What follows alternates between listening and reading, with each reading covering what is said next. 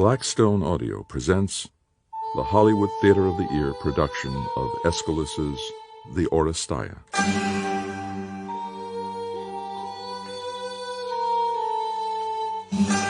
Part 1, Agamemnon.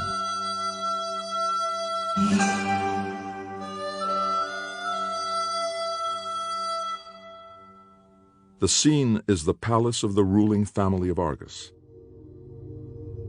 The war with Troy has been raging for a decade. All the young men of the city are far from home, their fate unknown. And at this early hour, the entire city sleeps, except for one lone sentry. Oh, gods, free me from this awful task. For 1 full year I've been stuck up on this tower of the Atridae, crouched on my haunches like a dog. I've memorized every single star in the night sky, the whole twinkling mob that arcs over my head with the seasons. And still I wait, hoping to spot another light, an earthly one, the signal fire from Troy, heralding its fall. Those are my orders, direct from the queen, her woman's heart steeled by a man's resolve. I toss and turn up here on my dew-soaked cot. I never dream because I never sleep. No. Fear comes and chases sleep away. My eyes refuse to shut. When I whistle or hum to stay alert, the sad melody makes me grieve for the terrible state of this house, the misrule and dishonor. Oh, how I wish my watch would end tonight. Whichever of you gods hears the prayers of humble men, hear me now, and let the light from Troy kindle an early dawn. The fire, at last, gleaming in the night. Oh, welcome sight, light of a new dawn. They'll be dancing in the streets because of you. It's over! The war is over! The war is over! The war is over! I have to wake Clytemnestra, Agamemnon's wife. Rouse her out of bed so she can lead the celebration. Troy is fallen! The fire says so! The fire says so! The fire says so! As for me, first I'm going to dance and treat the king's good luck as my own. The dice rolls triple sixes. I win! I win! I hope the master returns soon. I want to clasp his hand in mine. As for certain other matters, my lips are sealed. A big ox stands on my tongue. Although if this house had a tongue of its own, it might have quite a few tales of its own to tell. But of that, I speak only to those who already know the situation. For those who do not, my mind is blank.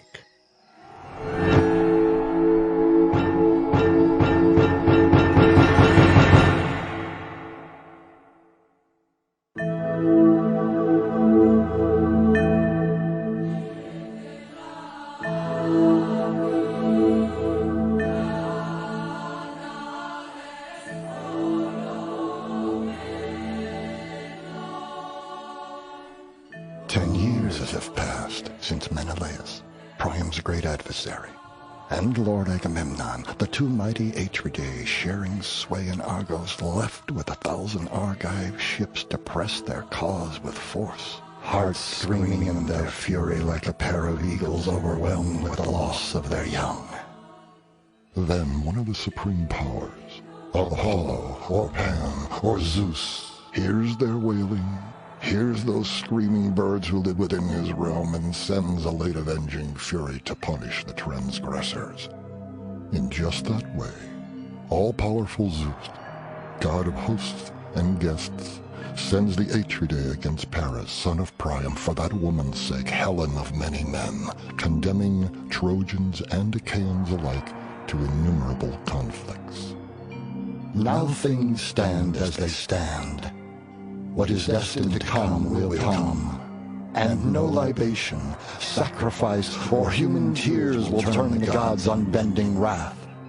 As for us, whose old bones confer no honor, we who were left behind when the army sailed so long ago, we wait here, using up our remaining vigor to prop ourselves up with kings like little children unfit for Ares, god of war.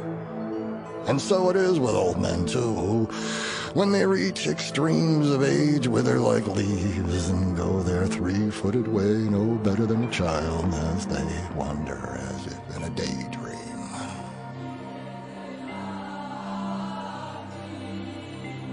But you, daughter of Tyndareus, Queen Clytemnestra, what is all this? What reports have you received that lead you to send your servants out commanding all these prayers?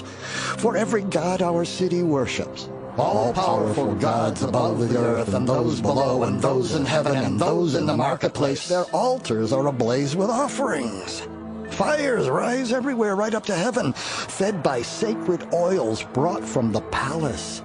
Tell us what you know and set our minds to rest, for while things seem grim, these sacrificial fires give me hope.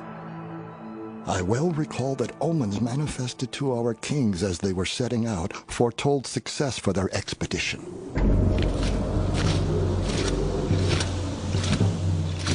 The two generals of Achaea's troops, united in joint command, led off the youth of Greece, armed with avenging spears, marching against Troy, Priam's domain. A promising sign came to them. Two eagles, kings of birds, appeared before the kings of ships. One bird black, the other's tail was white. They were gorging themselves, devouring a hare swollen with unborn young. Sing out the song of sorrow, song of grief, but let the good prevail. Then the army's prophet, Calchas, saw the warlike Atridae in those birds that were eating the hare. He then interpreted the omen, saying, "In time, this army will capture Priam's city. But may no anger from the gods cast its dark shadow on our troops, our great bridle forged to curb Troy's mouth. For the goddess Artemis rages at her father's ravenous birds. She pities the cowering hare. She pities its young, slaughtered in the womb. Artemis abominates the eagle's feast." Sing out the song of sorrow, song of grief, but let the good prevail. And lovely Artemis, though you are gentle with the tender cubs of vicious lions, and take special joy in the suckling young of all wild beasts, grant us a good outcome, as this omen promises, an auspicious sign, but ominous. I call upon Apollo, god of healing, to stop Artemis from delaying the fleet with hostile winds, for the offering she now demands violates all human pity. It shatters families and makes the wife lose all respect and hate her husband. For in the home a dreadful anger waits. It does not forget and cannot be appeased. Its treachery controls the house, waiting to avenge a child slain. Sing out the song of sorrow, song of grief, but let the good prevail. Achaea's army was stranded by opposing winds at Aulis, where tides ebb and flow. Troops grew hungry as supplies dwindled. They wandered discontent and restless. The winds corroded ships and cables. Calchas proclaimed the cause of this was Artemis, and he proposed a remedy, but something harsh, even worse than the opposing winds, so painful that the Atridae struck their staffs on the ground and wept. Then Agamemnon, the older king, rose to speak. Heavy indeed my fate, should I refuse this god's command. But to obey is harsher still. To butcher my daughter, the pride of my house. To stain a father's hands before the altar with a virgin's blood. Which choice is worse? How can I abandon my allies? Their call for sacrifice to calm the winds lies within sacred law. Even the sacrifice of an innocent's blood.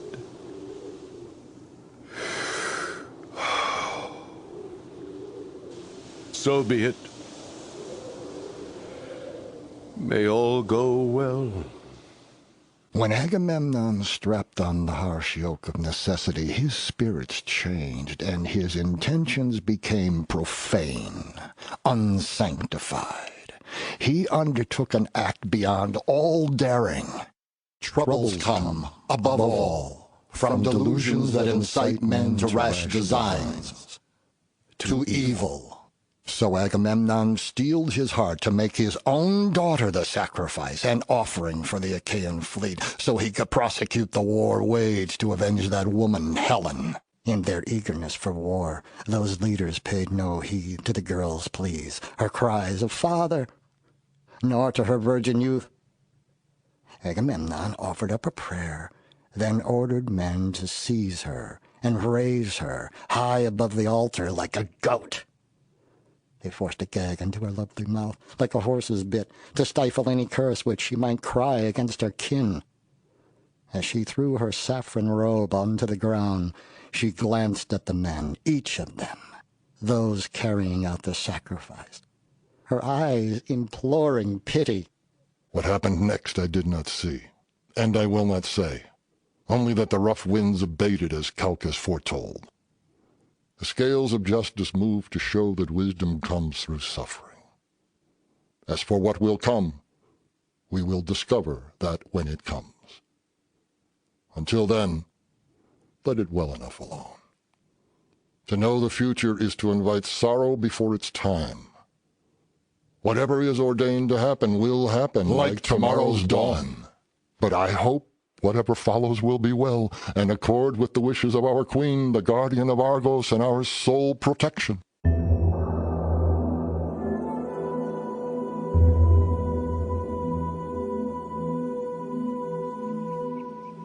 Queen Clytemnestra, we have come here in deference to your royal authority. With our king abroad, his throne is empty, so it is only right for us to pay allegiance to his wife. I am eager to hear your news, whether what you have heard is good or not. Your sacrificial offerings give us hope, but we won't object if you stay silent. I have a welcome message.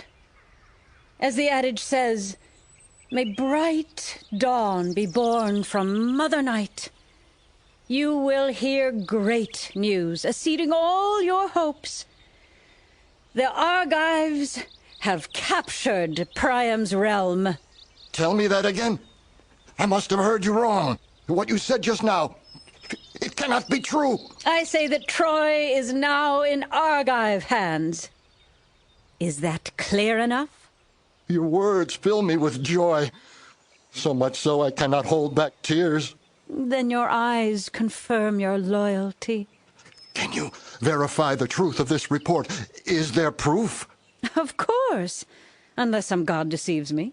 Has some vision persuaded you of this? Something in a dream? Not at all, as if I would heed some phantom. Perhaps some nascent rumor raised your hopes? Now you treat me like a child. When exactly was the city captured? The very night in which this splendid day was born.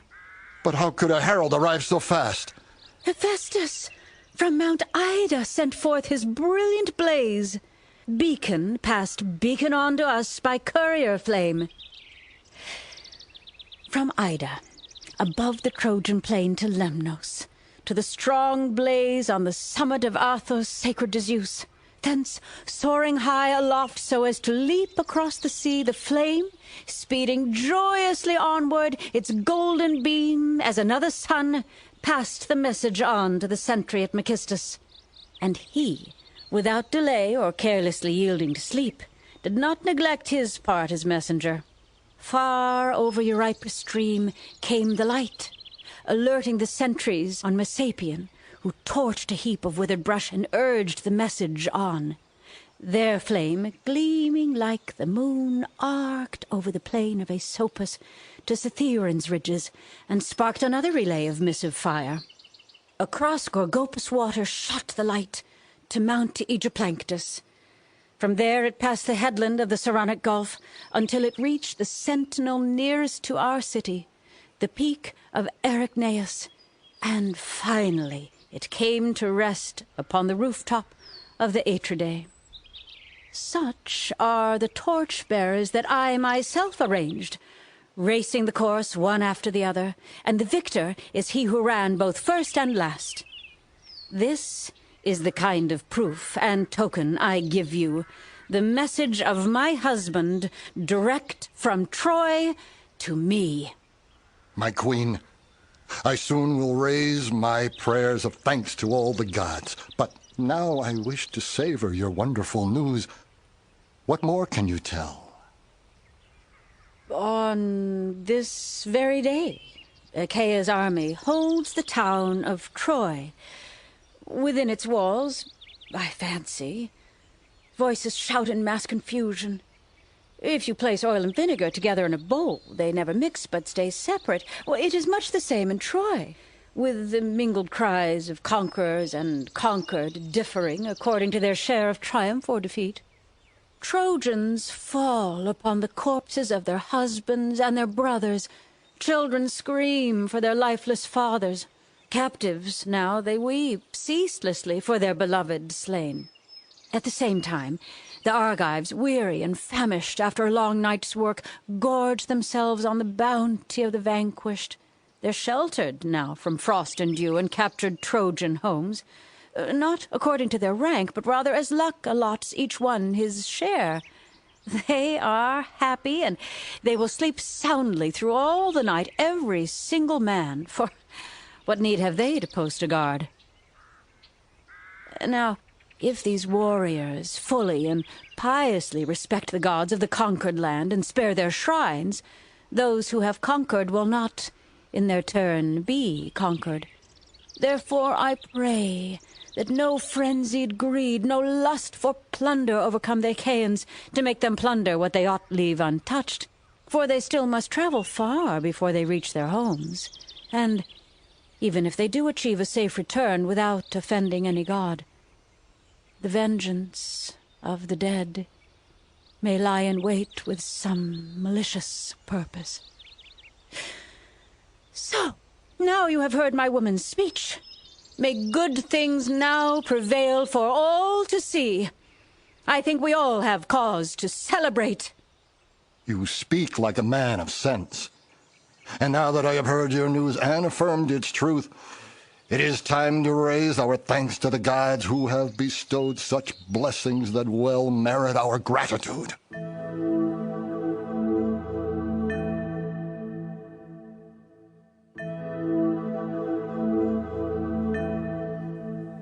O Zeus, my king and friendly knight, you have handed us great glories to keep as our possessions. You cast upon the towers of Troy your all-ensnaring net, and no one, young or old, escaped its fatal mesh. I worship mighty Zeus, god of guests and hosts, who made this happen. For a long time now he has aimed his bow at Paris, making sure his arrow would neither fall short nor fly above the stars and miss.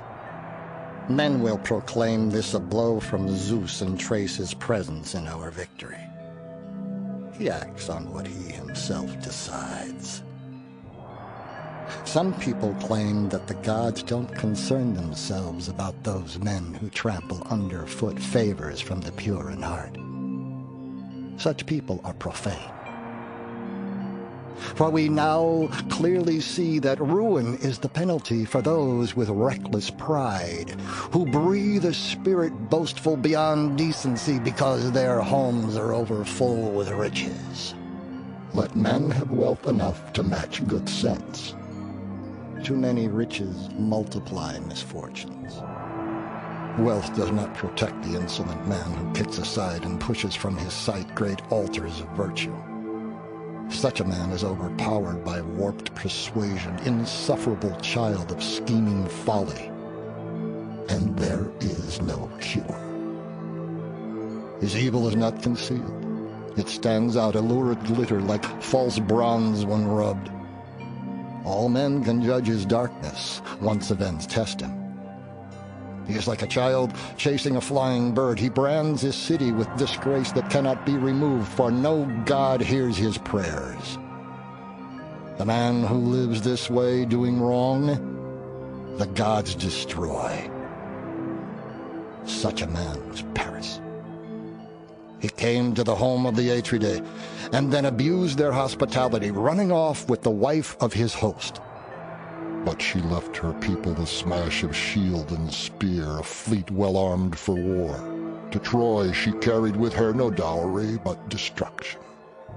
Daring what should not be dared, she glided through Troy's gates. The prophets in this house cried out, "Terrible, terrible for house and home, and for the royal leaders here. Terrible for the marriage bed, still holding traces of her body, the one who loved her husband." As for him, Menelaus, the husband, he sits apart in pain, silent and dishonored. He does not blame her. No, he aches to be with her. The woman far across the sea. Her image seems to rule the house. Her husband finds no delight now in graceful statues, for to his blank eyes all beauty has gone. In his dreams he sees sad visions, memories of former joy. A vain relief. But when the man thinks he sees such beauty there, all at once it is gone, slipping through his hands, flying away along the paths of sleep. These are the sorrows in the house, around the hearth, and pain much worse than this. For everywhere, throughout the land of Greece, in every home where men set forth to gather in that army, there is insufferable grief. Many woes pierce the heart. Instead of those who left, every house gets back weapons and ashes, not living men. For Ares, god of war, pays gold for the bodies of fallen soldiers. In spear fights he tips the scales. And back from Troy he ships a heavy freight of ash. Corpses burned on funeral pyres, sent home for loved ones to mourn. He trades dust for men, shiploads of urns filled with ashes. At home the people weep, praising one man for his battle skill, another for courageous death. Some complain about that woman, how she is to blame for all of this, but they do so quietly. Nonetheless, that sorrow spreads resentment against the leaders of the war, the Atridae. Meanwhile, over there, across the seas in Troy, around the city walls, the hostile ground swallows our best young men, now hidden in the earth they conquered. The people's voice, once anchored, can create dissent, ratifying a curse which now must go its way. And so in my anxiety I wait, listening for something dark, something emerging from the gloom. For gods are not blind to men who kill. In time, black agents of revenge, the furies, wear down and bring to naught the fortunes of a man who prospers unjustly. They wear him out, reverse his luck, and drag him down at last among the dead. There is no remedy. To boast too much of one's success brings danger. Even the highest mountain peak is struck by Zeus's lightning. I would choose wealth no one could envy.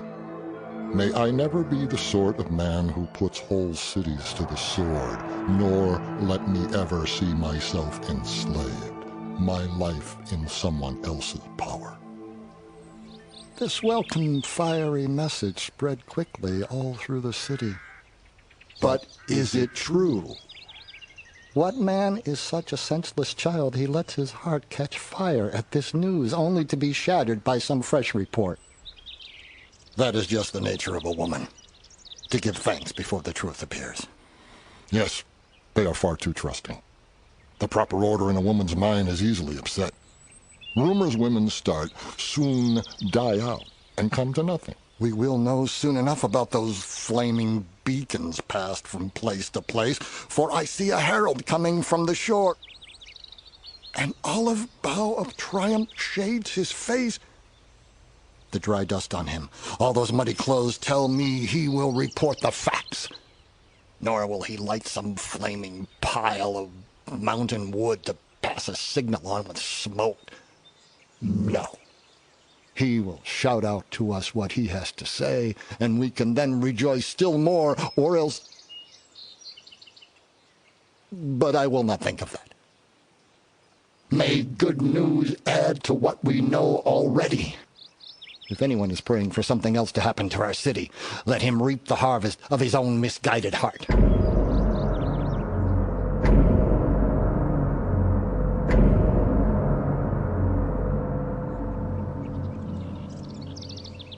Hail, Argos, my father's land. After 10 long years I return to you. I once had many hopes, but all are dashed except this one, to come home. I long ago gave up any dream of dying here and resting in a grave hollowed from my native soil. I bless the land, the gleaming Argive sun, and I offer up my thanks to Zeus, our highest god, and to Apollo, lord of Pytho. May you never aim more arrows at us. We had enough of those, my lord, beside Scamander's banks, when you took your stand against us. But now, Apollo, preserve and heal us.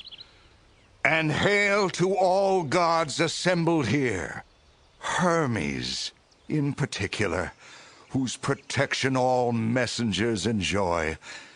And next I pray that the noble spirits who sent us off will welcome back the remnants of our forces, spared slaughter by the spear. Oh, you hall of kings, you cherished rooftops, you sacred seats and gods who face the sun, if your shining eyes in former days have ever welcomed home our king, then do so now, after his many years away. He comes back, bringing light into this darkness for you and all assembled here, our mighty king, god-like Agamemnon. Greet him with full respect, for it was he who, wielding the axe of avenging Zeus, smote the walls of Troy, smashed them into rubble and ground them into the soil. He has obliterated the altars of the Trojan gods and all their shrines, laid waste to all that country's rich fertility. Around Troy's neck he has clenched a yoke of ruin. He is on his way here now, King Agamemnon, blessed elder son of Atreus. Among all men, he deserves the highest honor, for neither Paris nor his allies, the Trojan people, can ever boast again that their triumphs outpace their sorrows. Guilty of rape and theft, Paris has forfeited his plunder and brought devastation to his father's house and to the land as well, which once sustained his city. So Priam's sons have paid a hefty fine. A hearty welcome, Herald. We rejoice in your return. I too rejoice, and would gladly die right now if the gods should so decree, now that I am home.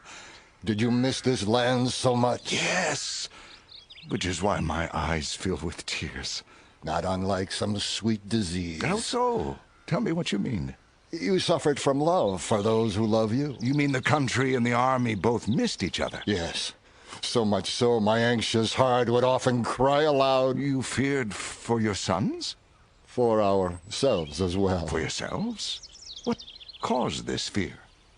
Long ago I learned to keep my silence. The medicine that best prevents more grief. Why? Were you afraid of someone once the kings were gone? Indeed I was. In fact, as you have said, there would be great joy in dying now. True. We have done well. As for things that happened in the past, you could say some turned out well and some badly, but who, except the gods, escapes all pain in a lifetime, huh? If I told you what we endured, privations, leaking tents, sparse provisions, constant peril, was there nothing we failed to grumble about. We had to camp near the enemy wall. It was always damp, dew from the sky, and marshes soaked us. Our clothes rotted, lice flourished in our hair, and we froze. The winters there, unbearable. When snows from Ida froze birds to death, and then the heat. So hot at noon the sea would boil. But why complain about it now? Our work is done. All suffering has ended for the dead who are not about to spring to life again. Why should the living call the dead to mind? Why recall those blows of fate? The time has come, I think, to say farewell to sorrow. For those still living, the soldiers who survive, our luck has seen us through. No loss can change that now. We have a right as we go about the world to boast the Argive forces that vanquished Troy, nailed their spoils of war up in God's holy shrines throughout Achaea as a glorious tribute and reminder of what was done. So whoever hears the story of these deeds must praise our leaders, our city too. Full honor and thanks must go to Zeus, to whom our victory is due. That is all I can say. You speak the truth. I was wrong, I admit it. But the old can always learn from younger men, and your words enrich us all. But here is the queen. It is she who the news most concerns. Some time ago I raised my voice in triumph, rejoicing when that first messenger arrived, the fiery herald of the night who told me Troy was ours. There were some who blamed me then and said, "How are you so easily swayed by signal fires? Is it not just like a woman to jump to conclusions?" Insults like these made me look as if I were stupid. But I kept on with my hecatombs, and all through the city women raised their joyful cries as custom demands, echoing their exultation through all our holy shrines, while tending incense-sweetened altar fires and laying their offerings of thanks before the gods. So, why do I now need a messenger of flesh and blood to tell me what I already know? Whatever else there is to tell, I will soon hear directly from the king. But so I may give my honored husband the finest welcome home, and with all speed. For what gives a woman greater pleasure than to unbar the gates to her own husband, once the gods have spared his life in war? Give him this message from me. Tell him to hurry back. The people are eager to feast their eyes on him again, and when he arrives, he will find in his house a wife as faithful to him as when he left, a watchdog of his home, loyal, a foe to his foes, and, for the rest, the same in every way as when he left. Not once, in all the time of his absence, have I betrayed our bond. I have known no pleasure with other men, excited no whisper of scandal. I understand as much about such things as I do about forging bronze. I say this with pride, for I have carried myself the way a high-born woman should. She seems to speak from the heart, but those who listen closely know she only says what is expected of her. But tell me, Herald, what do you know of Menelaus, our younger king? Did he come back with you? I fear a good report of Menelaus would be a lie. I wish your news of him was true and good. It goes hard when these things clash. Menelaus vanished. The army lost sight of him and his ship. Did he sail away from Troy, or did some storm attack the entire fleet and cut him off from you? Like a skilled archer, you hit the mark. Your last surmise is right. Have you heard nothing since the storm, whether he lives or not? No one knows. except the life-sustaining sun arcing above the earth. Tell me what happened when the storm struck the Achaean fleet. It seems wrong to spoil this auspicious day with talk of sad events. In deference to the gods, we ought to keep good and ill apart. When a herald comes bowed down with woeful news, he tears a never-healing wound in the city's heart. From many houses many men are driven to their end by the double whip that Ares, bringer of strife, so loves.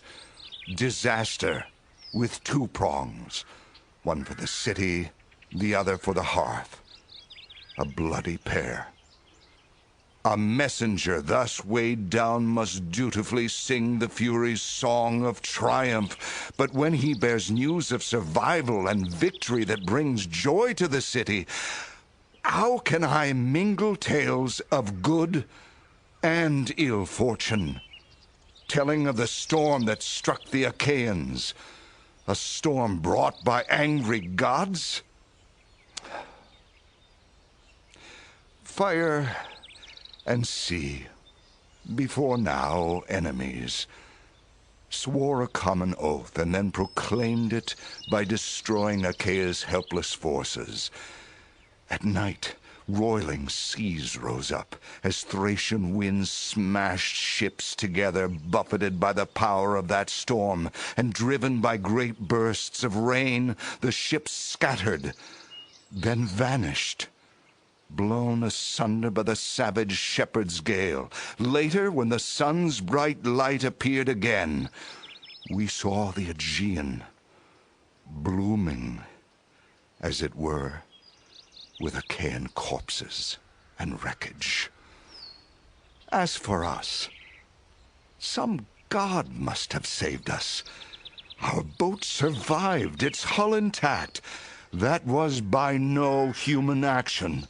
Some immortal hand gripped our steering oar. Perhaps Tyche, Fortune herself, rescued our ship from being swamped by surf or smashed upon the rocky coast as we rode at anchor. And then, when at last we realized that we had skirted Hades on those seas, we were not as relieved at our good luck as we were chastened by all our woes on the Trojan plain and this fresh misfortune, which drowned all those ships and scattering what remained. So, if anyone is still breathing on those far-flung ships, he will believe that we are the ones who have come to ruin. Why not? When we believe the same of them, though we can hope that all these things will end well. As for Menelaus, watch for his return. If some ray of sunlight finds him still alive, his vision still intact, his 4 limbs still attached and functioning, preserved by Zeus, who cannot possibly wish to snuff out the entire bloodline, there is hope that we will see him again. Now that I have told you this, you have the whole truth, as I have it to give you.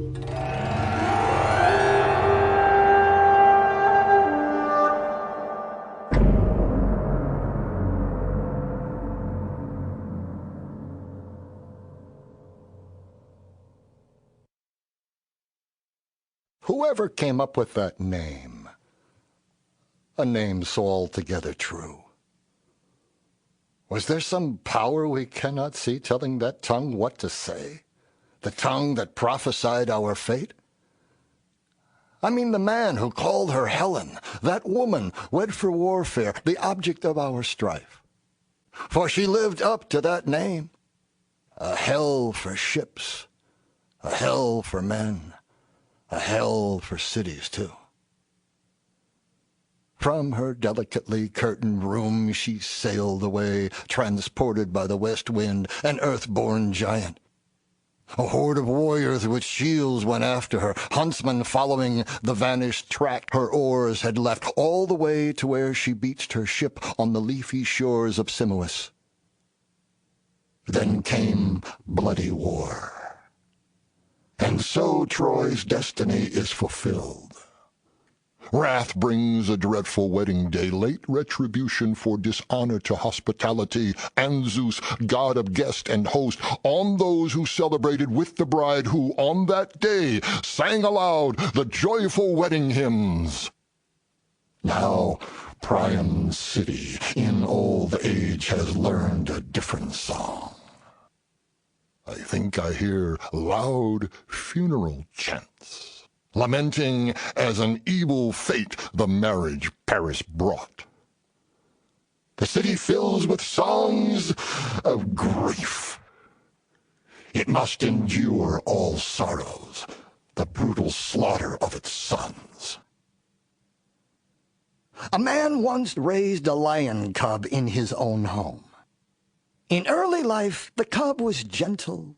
Children loved it, and it brought the old men great delight. They gave it many things, and clasped it in their arms as if it were a nursing child.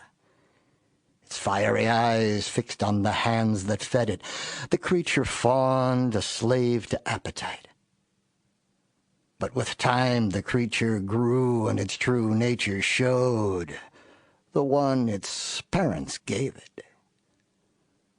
So it paid back those who reared it, preparing a meal in gratitude, an unholy slaughter of the flocks, house awash with blood, while those who lived inside the home were powerless against the pain, against the massive carnage.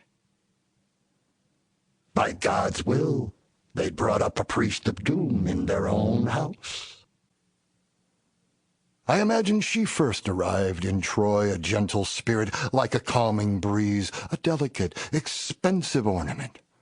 Her soft, darting eyes a flower which stings the heart with love. Then, changing her direction, she took her marriage to its bitter end, destroying all those she lived with. With evil in her train, and led by Zeus, god of guest and host, she turned into a bride of tears, a fury. Among men there is a saying, an old one from times long past. A man's prosperity, once fully grown, has offspring. It never dies without producing children. From that man's good fortune spring up unquenchable pains for all his race. But on this I do not agree with other men. I stand alone and say it is the unholy act that breeds more acts of the same kind. A truly virtuous house is blessed, its children always fair and just. Oh, violent aggression loves to generate new troubles among evil men. Soon or late, when it is fated to be born, new violence springs forth, a spirit no one can resist or conquer, unholy recklessness, dark ruin on the home, like the malice from which it sprang. But virtue shines out from grimy dwellings, honoring the man who lives in virtue. She turns her eyes away from gold-encrusted mansions where men's hands are black and moves toward integrity, rejecting power and wealth which, though praised, are counterfeit. Virtue leads all things to well-deserved fulfillment. Hail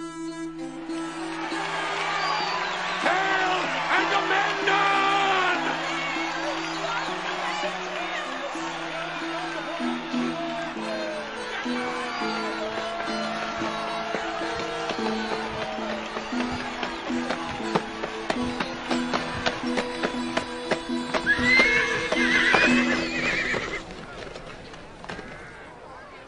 Hail, Atrides, my king, scourge of Troy! How shall I address you? How honor you in seemly terms, expressing neither too little or too much? For many men esteem appearance more than truth, offending decency. And many men have ready sighs for someone else's woes, though secretly unmoved, or else they feign to share another's joy, their faces grinning masks. But a just man sees through false regard. When first you mustered troops in Helen's cause, I will not lie, I saw you in another light.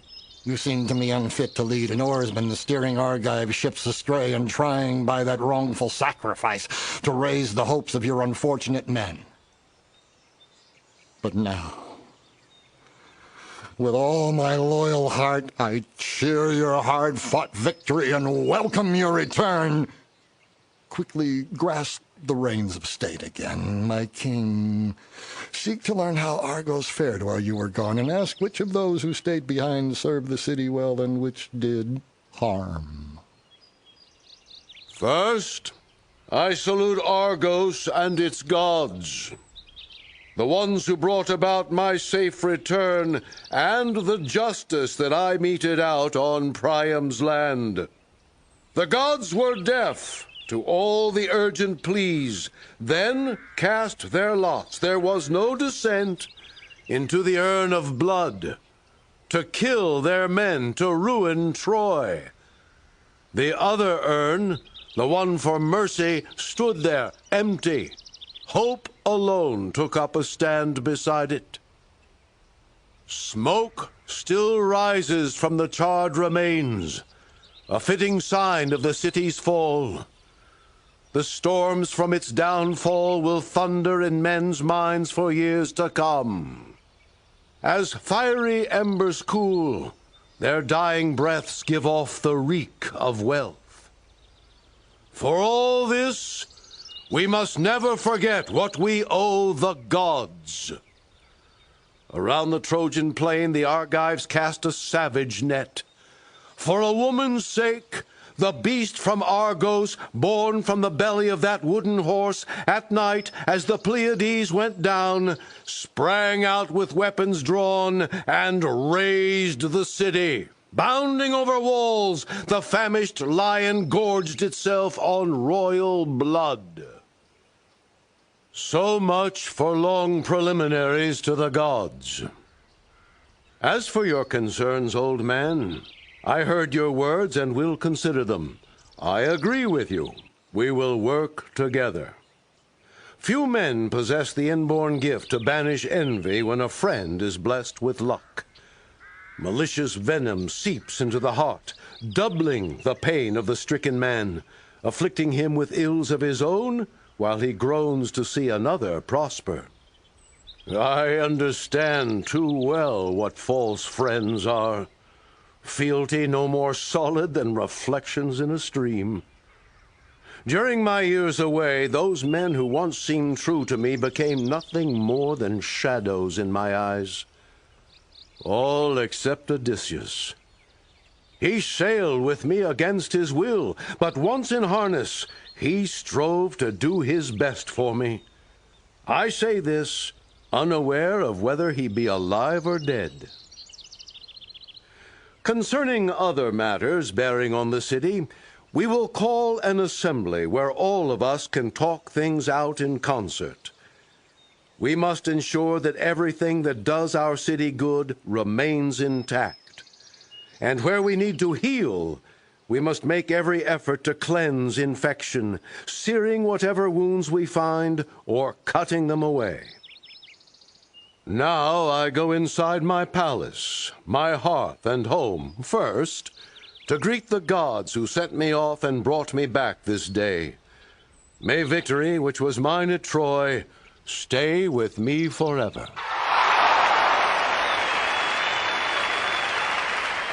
Elders of Argos, I am not ashamed to speak before you, to say how much I love my husband. With time, men's fears wane. So I will speak out now.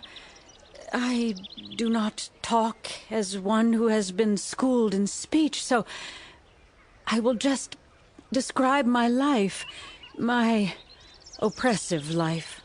All the many years my husband was away at Troy. First, it is sheer torture for a woman to sit at home alone, far from her man. She has to listen to all sorts of dreadful rumors. Heralds arrive hard on each other's heels, bearing news of some catastrophe, each one worse than those that came before. If my husband had suffered as many wounds as I heard tell of, he would have more holes in him than any net.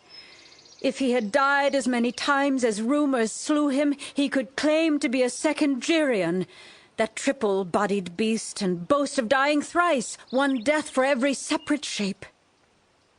Because of all these dire reports, others have often had to cut me down, a high-hung noose strung tight around my neck. That is why our son Orestes is not standing here, the most trusted bond linking you and me. He should be, but there is no cause to worry. He is being cared for by a friendly ally, Strophius of Phocis, who warned me twice, first of your own danger under Troy's walls, second, of people here, how they could rebel, cry out against my governance, then overthrow the council, for it is natural to men, once someone is down, to trample on him all the more. That is how I explain myself. And it is all true. As for me, my eyes are dry. The welling sources of my tears are parched. No drop remains. Many long nights I wept until my eyes were red as I kept watching for that signal light I had set up for you. But always it kept disappointing me. The faint whirring of a buzzing fly would often wake me up from my dreams of you, dreams where I saw you endure more suffering than the hours in which I slept had time for. But now, after going through all this, my heart is free of worry. So, I would salute my lord, the watchdog of our household, the mainstay of our ship of state, the lofty pillar which holds our roof beams high, his father's truly begotten son. For men at sea, a land they glimpse beyond their wildest hopes, the fairest dawn after a night of storms, a flowing stream to thirsty travelers. What joy it is to escape necessity! In my opinion, these words of greeting are worthy of him. So, let there be no envy, since in days past we have suffered many ills. And now, my beloved lord, come to me here, climb down from that chariot. But, my king, do not place upon the common ground that foot which stamped out Troy. You, women, don't just stand there. I've told you what to do. Spread out those tapestries here upon the ground, directly in his path, quickly. Let his path be covered all in red, so justice can lead him back into his home, a place he never hoped to see. As for the rest, my unsleeping vigilance will sort it out, with the help of the gods as fate decrees. Daughter of Leda, guardian of my home, your speech was, like my absence, far too long. Such praise as I deserve should come from others. Then it is worthwhile. All those things you said, do not puff me up with such female honors, or grovel there before me, babbling tributes like some barbarian. Do not invite envy to cross my path by strewing it with tapestry. That is how we honor gods, not human beings. For a mortal man to place his foot like this on rich embroidery is, in my view, not without some risk. So I am telling you, honor me as a man, not as a god. My fame proclaims itself. It needs no footmats made out of such embroideries.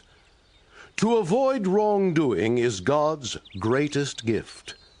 When a man's life ends in great prosperity, only then can we declare that he is a happy man. Thus, if I act, in every circumstance, as I ought to now, there is nothing I need fear. Do not say that. Just to spoil my arrangements. You should know I will not go back on my word. You must fear something, then, to act this way. You have made some promise to the gods. I have spoken. I fully understand as well as any man just what I am doing. What do you think Priam would have done if he had had your success? That is clear. He would have walked across these tapestries. So then why fear what men say? What people say can have great power. True. But the man who is not envied is not worth envying. It is not womanly to be so bent on competition. It is fitting that the happy conqueror should let himself be overcome. And in this contest, that is the sort of victory you value? For my sake, be strong and yield to me of your own will. Well, if that is what you want. Quick, someone get these sandals off. They have served my feet so well. As I now walk on these red tapestries dyed in the sea, may no distant god catch sight of me and for envy strike me down. There is much shame when my feet squander assets of my house, wasting wealth and costly woven finery. So much for that. Welcome this foreign girl into our house, and do it graciously. For God, who sees us from far away, looks down with favor on a gentle master. No one freely puts on slavery's yoke, but this girl, Cassandra, Priam's daughter, the finest prize of all we plundered, comes as my army's gift to me. And now, since you have talked me into this, I will proceed into my palace, treading on this crimson pathway as I go. There is the sea. Who will drain it dry? It gives us crimson dye in huge amounts, as valuable as silver, inexhaustible. With that we dye our garments. And of these our house has a full store. Thanks to the gods, we are rich. We have no sense of poverty. I had vowed to tread on many such cloths, to use what we have stored up in our home, as if an oracle had ordered such a payment to save your life. If the root still lives, the house can blossom into leaf once more, growing high, arching shade, protection against the dog star's scorching season. Your return to your father's hearth and home brings us the summer's heat in wintertime. As when Zeus makes wine from bitter grapes, the house immediately grows cool, once its lord strolls through his own halls in complete command. O Zeus! Zeus who accomplishes all things, answer my prayers. Take care to bring about all things that reach fulfillment through your will. Why does the sense of dread hover so unceasingly around my heart? Mine own eyes tell me Agamemnon has returned. For that I need no further witness, but still here, deep in my heart, the spontaneous song keeps up its tuneless dirge as the avenging furies chant. It kills my confidence, my hope. Everything inside me beats against my chest, surging back and forth in tides of grim foreboding. Something is moving to fulfillment. Oh, I pray my premonitions prove false and never come to light. As we know, boundaries of robust health break down. Disease is always pressing hard against the common wall between them. So with the fate of men. It holds to a straight course, then all at once can crash upon a hidden rock of grief. But if as a precaution men toss overboard some part of their rich cargo at the right time, the house, though grieving, will not completely founder, nor will its hull be swamped. But once a murdered man's dark blood has soaked the ground, Who then can bring him back? Even Aesculapius, whose skill could raise the dead, was stopped by Zeus's thunderbolt. Was that not a warning to us all? If one fate settled by the gods did not prevent another fate securing an advantage, my heart would then outrace my tongue. I would speak out loud and clear. I would cry out my forebodings. But now it mutters in the dark, uneasy, holding little hope for resolution. And still my spirit smolders.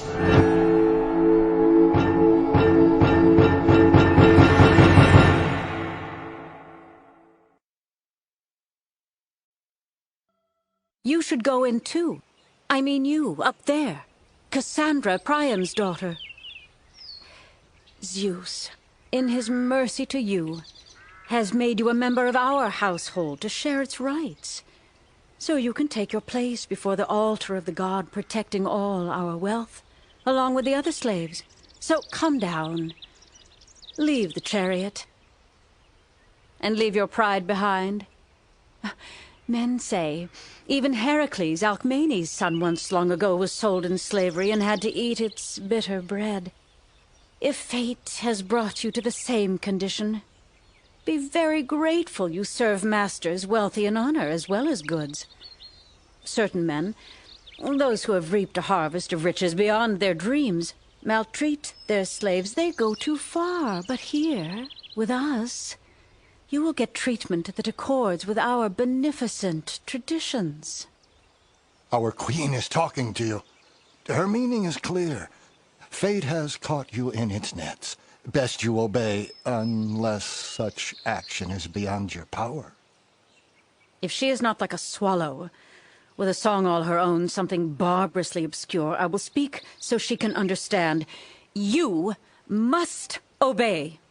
Of all your choices now, what she says is best. Do as she says. Come down now. I do not have time to waste on this girl here. Inside, by our central hearth, our victims are already waiting for the sacrifice. A joyful time beyond our fondest hopes. So, if you want to play your part in this, you had better come at once. If what I say means nothing to you, if you cannot understand, at least use your foreign hand to make a sign. The stranger needs an interpreter. She is like some wild thing, freshly trapped. She's mad, too busy listening to her troubled heart. She has just left her newly captured city, then come here without sufficient time to learn to stomach the controlling bit. She will, once her anger has been dissolved in foaming blood. But I will waste no more time dealing with her contempt outside the house. I will not lose my temper. I pity her. You unhappy creature, why not come down? Leave the chariot. Why not accept fate's yoke of your own free will? Earth, sky, Apollo. Apollo! Why cry out your distress in Apollo's name? He is not a god who pays attention to those who mourn like this. Earth, sky, Apollo, my destroyer. She cried out again, such ominous words, and to a god who is not to be invoked at times of grieving. Apollo. Oh, Apollo, god of the road, you are destroying me. Why leave me here beyond all hope a second time? It looks as if she's going to prophesy, to say something of her unhappiness. She may be a slave, but inside her the god's voice still remains. Apollo, oh, Apollo, god of the road. Oh! You are obliterating me! Where am I now? Where have you led me? What house is this? If you do not know where you are, I will tell you. You are at the house of the Atridae. No! No! A house that hates the gods! House full of death! Kinsmen butchered! A human slaughterhouse awash in blood! The stranger's like a keen hound on the scent. She is on a trail of blood. I see evidence I trust. Young children screaming as they are butchered. Then their father eating his own infants' roasted flesh. We've heard about your fame in oracles, but here in Argos no one wants a prophet. Oh, God. What is this she has in mind? What new agony inside the house is she preparing? Something monstrous, barbaric, evil.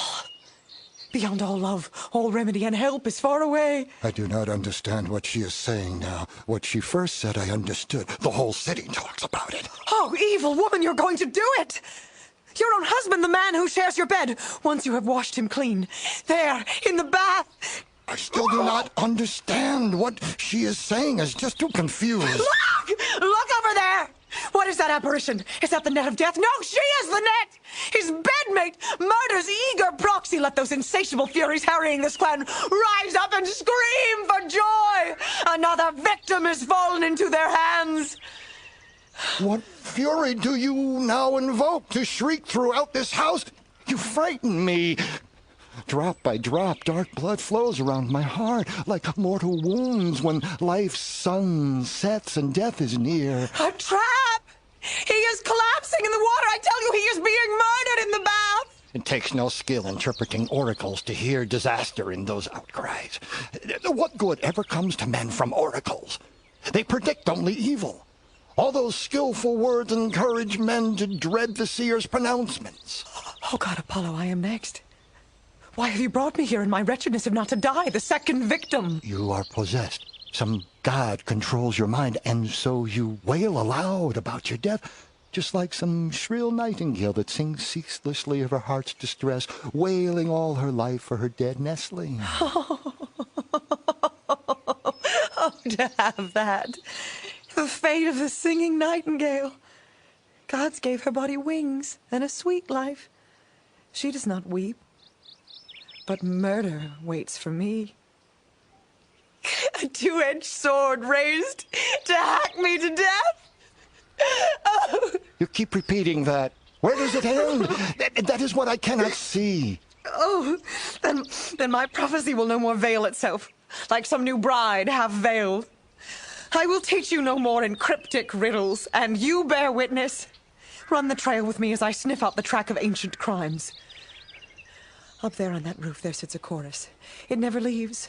They sing in harmony, but the song is harsh, predicting doom. Drinking human blood has made them bold. They dance in celebration through all the rooms. The house's furies cannot be dislodged. Sitting in the home, they chant their song. The madness that began all this, each in turn cursing that man who defiles his brother's bed. Have I missed the mark? Or like a fine archer, have I hit the beast? Or am I selling lies? Like a fortune teller babbling door to door. Tell me on your oath how well I know these old stories of this family's crimes. How could an oath of ours, no matter how sincere, help heal your grief? But I am amazed that you, born overseas, can say so much about a foreign city as if you lived here.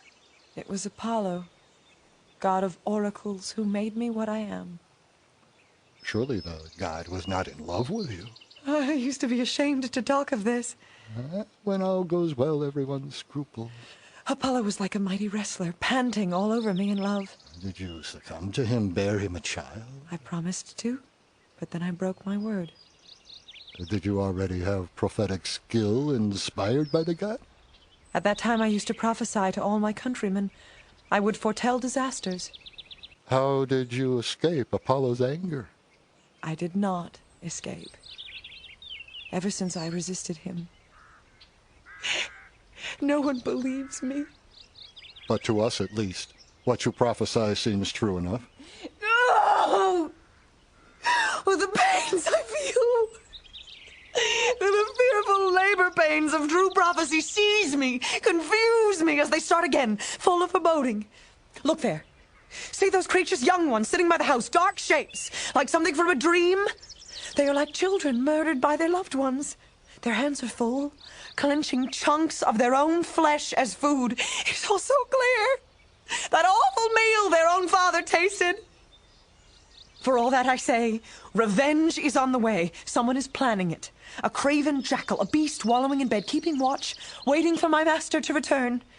Yes, my master, since I must now bear the yoke of slavery.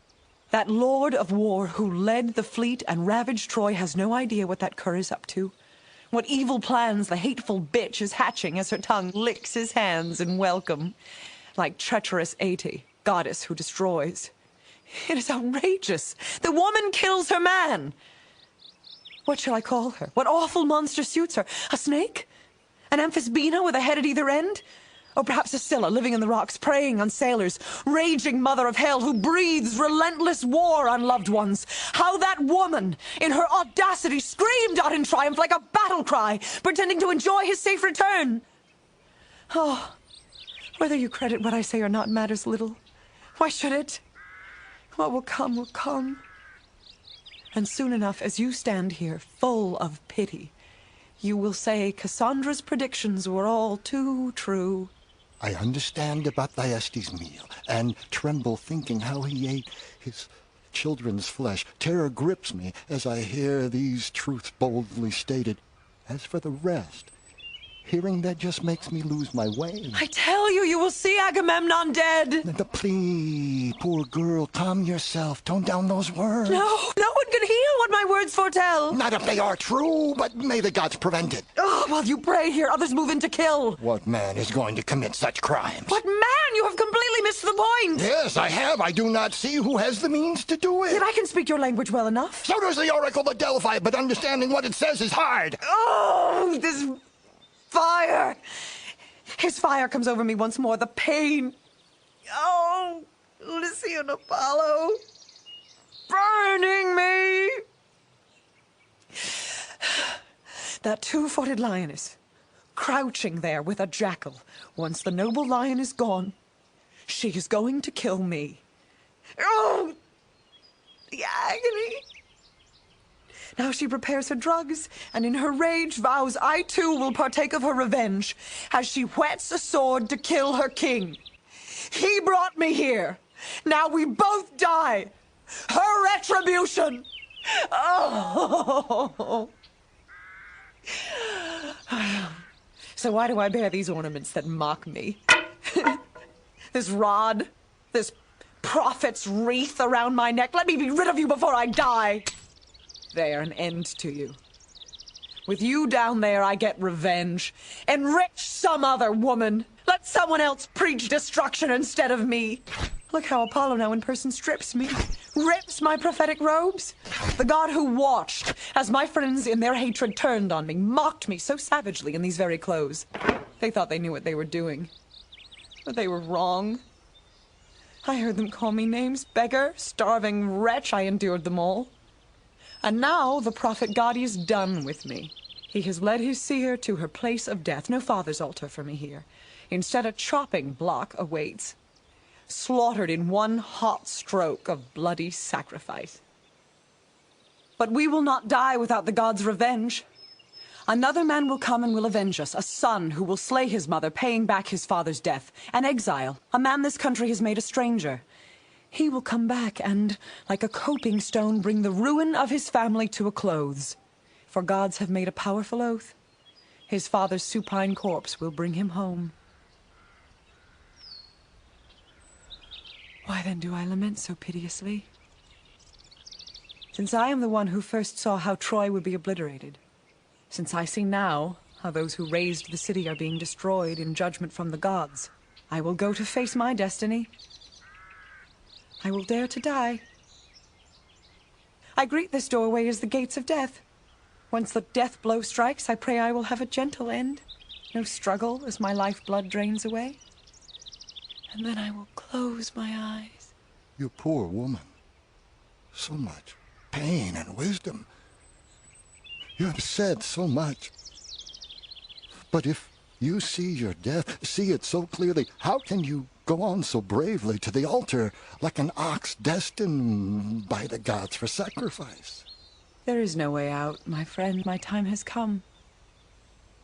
But there is benefit in going last. This is the day. It makes no sense to run. You endure your suffering with courage, I admire. No one hearing that has reason to be proud. But to die well confers some human dignity. I cry for you, my father. Your noble children. What is wrong?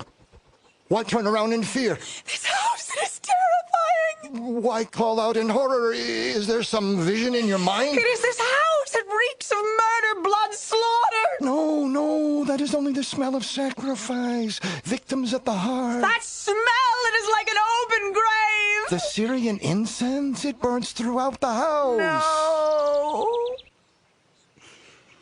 But I must go. I will mourn my death and Agamemnon's too inside there. Enough of living. Oh, my friends. I'm not holding back in fear like some bird trapped in bushes. I want you to witness how I went to meet my death. When for me another woman will be killed, a man will die for one who married evil. This is my last request before I die. I pity you, poor creature, and your death, which you have prophesied. One last time, I feel the urge to speak. Not a dirge about my death, rather I pray to the sun, here in the light of his most recent day, that those who carry out revenge for me will make my enemies pay with their blood for butchering a slave. Easy prey. Alas for human life. When things go well, a mere shadow overturns it all. When badly, a damp sponge wipes every trace away. Of these two, the second is more to be pitied.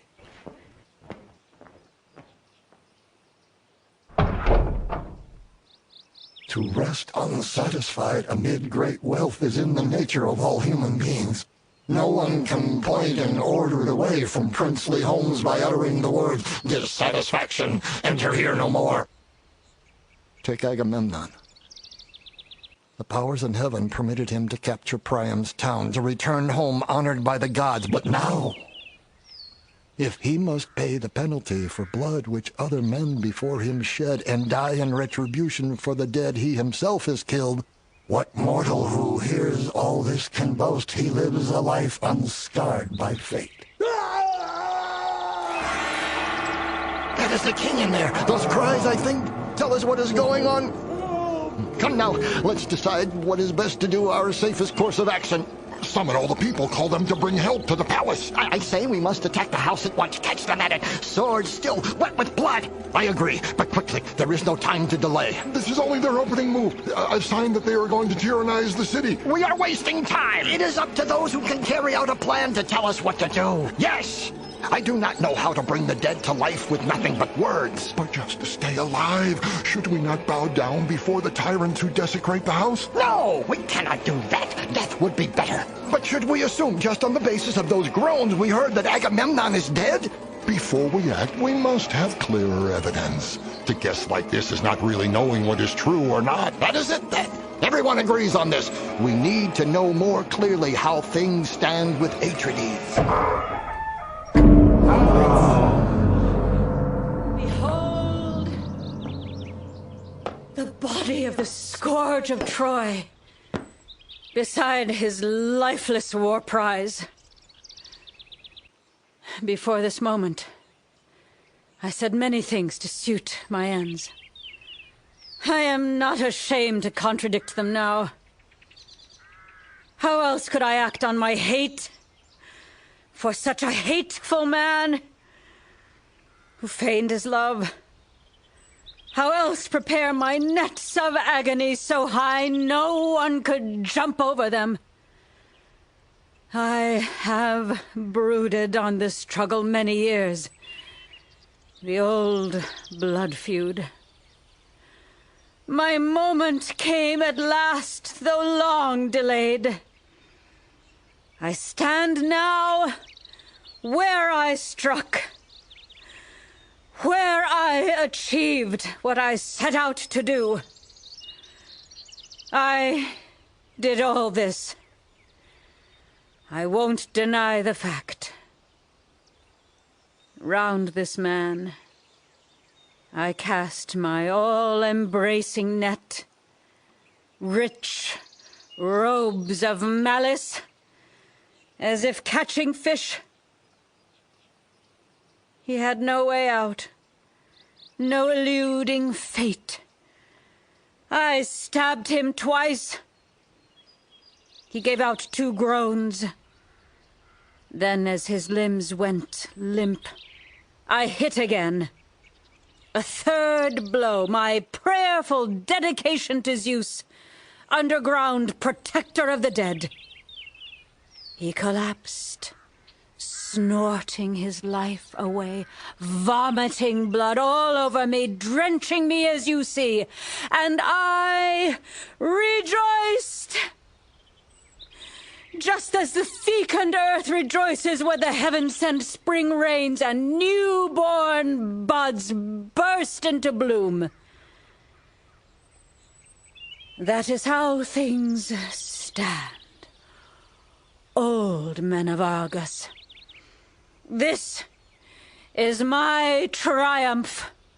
If it were fitting to pour libations on this corpse, I would pour my curses out.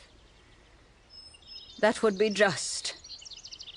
He filled the mixing bowls in his own house with such misery.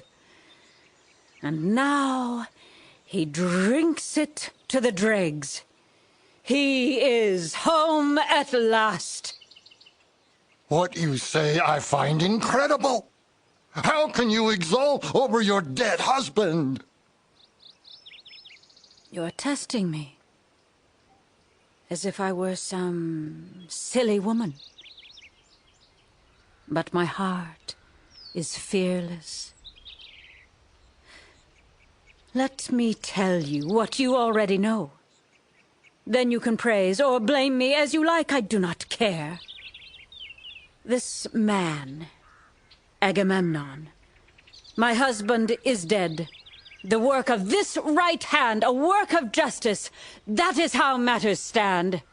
Woman, what earth-grown poison have you eaten? What evil drink drawn from the surging sea that you are so mad as to risk the people's anger?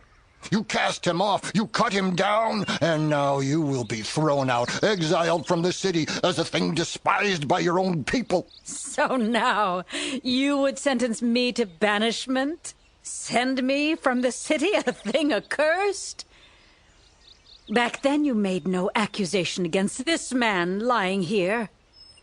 He slaughtered his own child, that girl I bore in pain, to charm the winds from Thrace, and didn't care. To him she was a beast to lay before the altar. He had flocks of them. His farms were full. Shouldn't you have banished him from Argos for that polluting crime? You are strict enough when you pass judgment on what I have done. So let me warn you, I am prepared to fight you head to head. If you win, well then, you can govern me. But if the gods favor me, you will learn, old as you are, how to comport yourselves. You are too ambitious. Far too arrogant. Blood-drenched murder has made you mad, that is plain. Your eyes are full of blood. Now, stroke for stroke, you will pay for what you have done. You have lost your friends. You have lost your honor. Then hear this too. The force behind my oath. By that justice I exacted for my child, by 80, goddess of destruction, by the fury to whom I offered up this man, I will never walk these halls in fear so long as Aegisthus stokes the blazing fires in my hearth.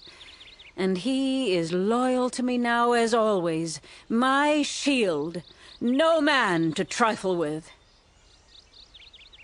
Here he lies, the man who abused his wife, seduced by every captive girl at Troy. And here she lies, his concubine, his spear prize, the faithful seer who shared his bed. She also knew the rowing benches where sailors sweat. They get what they deserve. He is dead. She, like a swan, sang her last song, then died. Now she lies there, his sweetheart. She will bring new thrills, fresh pleasures to my bed. May some fate come free from sorrow and quick, bringing endless sleep, our last eternal sleep. Now our great protector is dead. For a woman's sake he suffered much, and now by a woman's hand he died. A curse on you, Helen, frantic woman! On your own, beneath Troy's walls, you ended many. Now you wear your final garland, one long remembered for the blood that will never wash away. Back then in this house lived a spirit of strife, a power that broke our king. Do not torment yourself like this, invoking death and fate, or redirect your rage at Helen, as if she killed those men, all those Achaean lives, all by herself. O spirit that falls upon this house, on Menelaus, on Agamemnon, descendants of Tantalus, you overpower me through these two sisters, each with power like a man.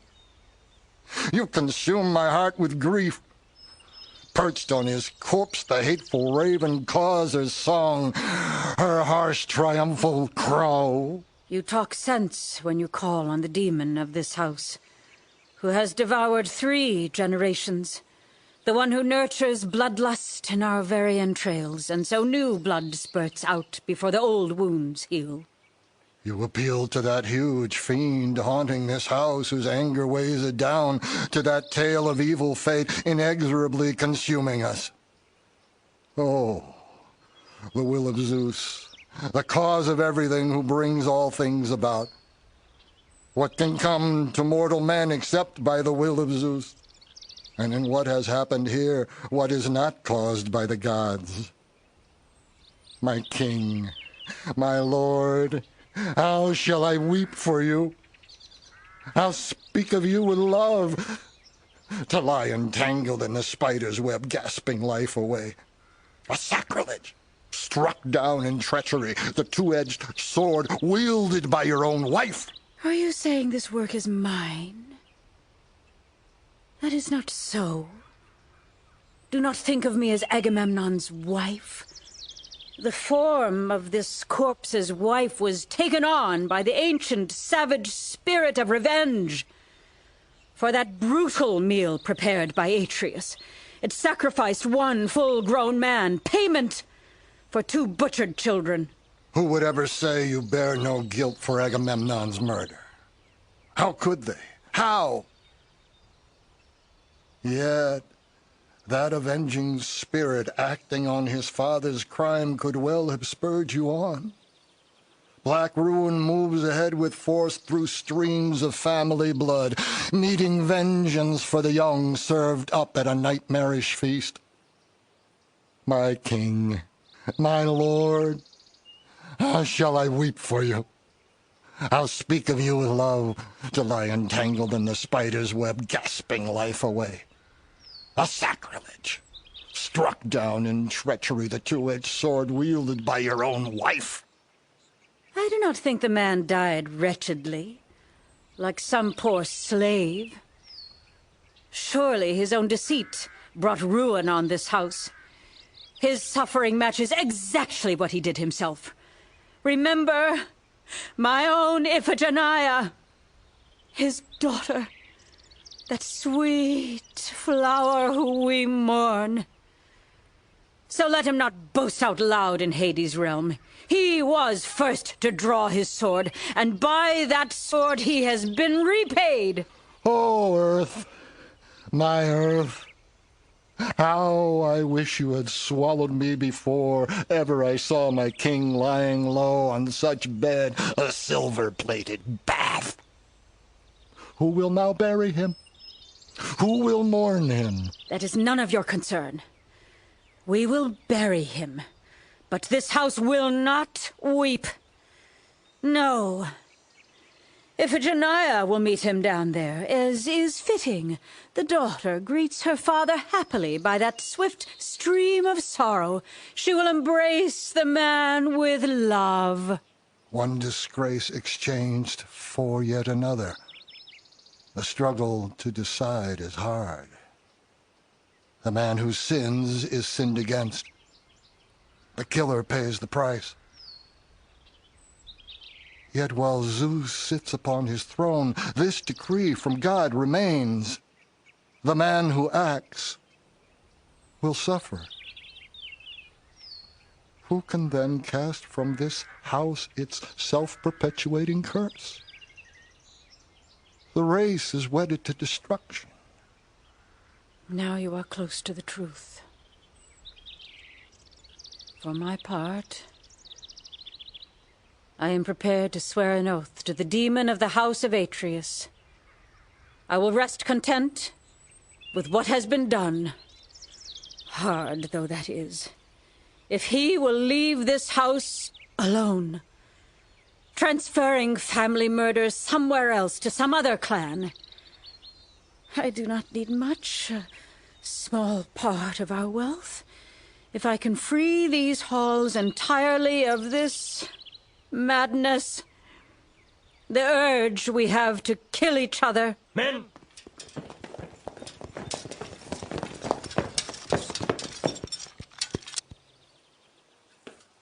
What a glorious day of retribution.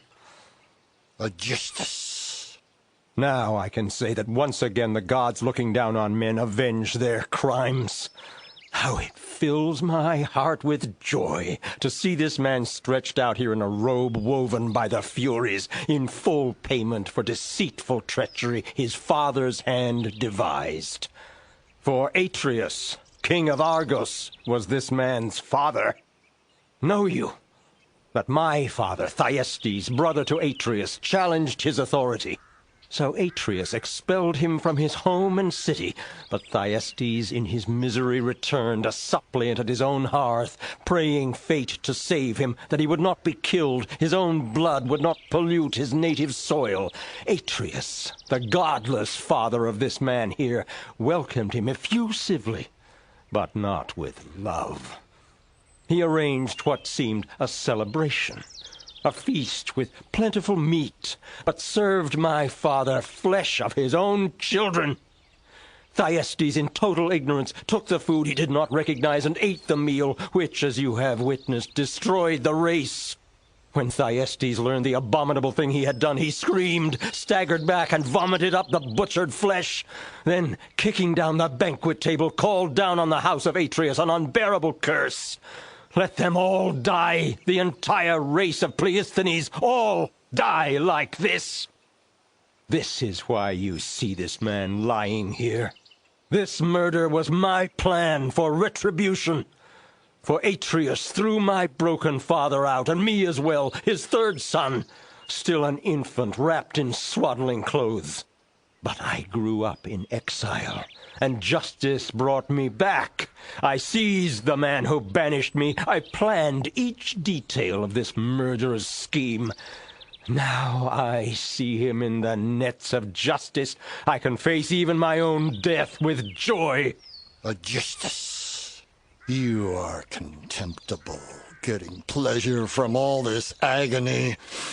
You say you killed the king deliberately and planned the cowardly slaughter on your own? I tell you, remember this. When justice indeed arrives, it will be you who will not escape the people's curse or death by stoning at their hands. So you say. But you man the lower oars. Your masters on the higher deck control the ship. You will learn how painful it is at your age to be taught your place. Hunger pangs and chains make excellent teachers, even with old men. Your aged eyes may be dim, but surely you are not totally blind. You should not kick at thorns. You will only hurt yourselves. You woman. You stayed home waiting out the war until the men came back. You soiled a real man's bed, then planned to kill that man. This talk of yours is going to bring you pain. The tongue of Orpheus was unlike yours. The pleasure of his voice drew all things to him. Your puny squawking merely irritates, but chains will quiet you. As if you rule in Argos. You, who plotted Agamemnon's death, but hadn't the courage to kill the man yourself. Clearly the woman had to do it. I could not get close to him. After all, I am an old enemy. But with his wealth, I will rule you people. Those who resist, I will strap under the yoke. Then we will see how docile you can be. Not if Orestes still sees the light of day. You may yet feel the thrust of his blade. If that is the way you want to act and speak, you will get your lesson fast. Men, stand ready. My trusty guard, Your work confronts you. Do not give way. Get your weapons ready. My hand is on my sword as well. I am not afraid to die. You say you will welcome death. Good to hear. We are happy to oblige. No, beloved, no. Let us cause no further trouble. Our wretched harvest is bountiful enough. We have reaped sufficient pain. No more bloodshed.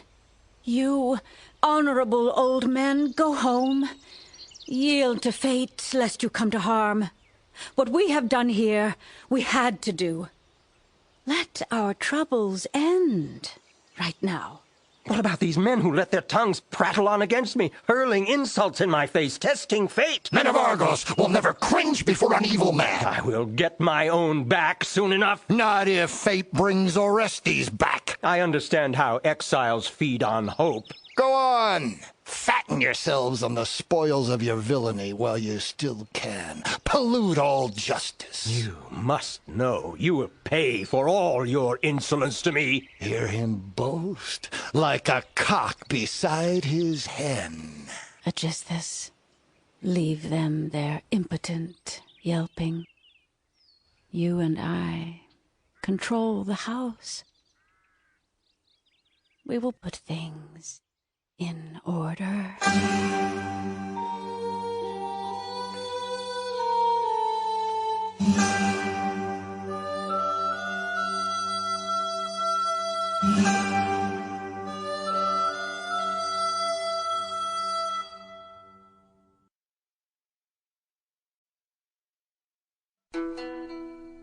Part 2. The Libation Bearers. The tomb of Agamemnon on the outskirts of Argos is deserted, except for 2 young men who approach the monument with caution. Orestes, this seems to be the tomb of your murdered father. Hermes, guide of the dead, guardian of your father's powers, I pray you give me strength, for I have come back to this land from exile. On this grave, this burial mound, I call my father, imploring him to hear me. Here is a lock of hair, an offering to Inachus, the stream where I was raised. And here another, a token for the dead. I was not here, my father, to mourn your death. I could not stretch my hand out to you at your burial. Look there. A band of women, all in black, marching toward us. What can have happened? Has some fresh hardship struck the house? No. They seem to be bringing libations here to honor your father. You must be right. I see my sister Electra with them. She weeps, clearly in great pain. Oh, Zeus, let me avenge my father's death. Support me as my ally in this struggle. Pylades, let us stand aside so I can learn what brings these suppliants to this place. I am sent here from the palace with libations for the dead. Blood flows down my cheeks from cuts my nails have scratched. As life drags on, my heart consumes itself with grief. The sound of it in our robes, as we rend the woven linen and weep for carefree times lost forever. Fear shrieked through the house last night. Foreboding cries heard in the deepest recesses that chilled us as we slept. The readers of dreams, divinely inspired, declared that the wrath of the dead is surging up from their graves against their murderers. O Earth, my Mother Earth! To protect herself from harm, the godless queen sends me here with appeasing gifts, loveless gifts. But I fear to pray as she instructed. For what can atone for blood once spilled? O house of desolation! Darkness grips the palace where a king was slain. Gone is its former greatness, unassailable in its might. Its glory rang in every ear, echoed in every heart. Only fear remains. For now, in all men's eyes, success is revered more than God himself. But justice is vigilant. She tips the scales. For some, her strike comes swiftly by daylight. For others, she lurks till dusk, while others she swallows in an eternal night. The nurturing earth drinks her fill of blood, which cries out for revenge, and will not dissolve or seep away. The guilty live in utter desperation. Madness preys upon their minds, an all-consuming infection. Just as the virgin's bed once stained can never be redeemed, in such a way, though all rivers flow into one cleansing stream, bloody hands never shall wash clean. As for me, the gods set a fatal noose around my city, Troy, and I was led from my father's house a slave. Now I do what I have to do, beating down my bitter rage. Against my will, I follow my master's orders, right or wrong. Still, behind my veil, I deplore the iniquity of my masters, and am chilled with secret horror. You women of my house, since you are here attending me in prayer, give me your counsel. What should I say as I pour these grave offerings? How frame my words to make my prayer worthy of my father? Shall I say that I bear these gifts from a doting wife to her beloved husband? From my mother? I do not dare. Shall I recite the words men often use? Repay in kind these worthy gifts? No. Let him repay them as their treachery deserves. Or should I stand here in silence and dishonor? The way my father died. Empty these urns with eyes averted. Let the earth drink. Then hurl the vessel from me and retrace my steps like someone sent to remove the household trash? Help me, friends. We share a common hatred. Do not hide your hearts. I am no one you need fear. Fate awaits each of us, whether free or in bondage. Speak up if you know of something better. I respect your father's tomb as if it were an altar, so I will speak straight from my heart as you have asked. Then talk to me, out of your reverence for my father's grave. As you pour, bless those who are your friends. Of those close to me, who can I call friends? First name yourself, then anyone who hates Aegisthus. Then I will pray on my own behalf. Shall I include you too? If you wish. Who else should I add to join with us? Orestes, though he is far from home. Good. You advise me well. Remember, too, the guilty slayers. In what way? I have never practiced this. Teach me. Let some god or mortal man come down on them. You mean as judge or as avenger? Which? Pronounce these words, and clearly. One who will exact life for life. Is it pious thus to petition gods? Why wouldn't it be? How can it be impious to pray for the punishment of evil?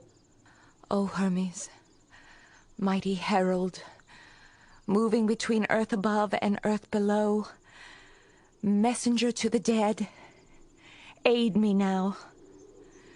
Summon the spirits there beneath the ground who guard my father's house to hear my prayers. And call on earth herself, who, giving birth and nurturing all things, in due course takes back the swollen tide of their increasing store. As I pour out these offerings, I call upon you, Father, to pity me, and dear Orestes too. How can we rule in our own home? We are beggars now, as if our mother sold us in exchange for Aegisthus, her partner in your murder.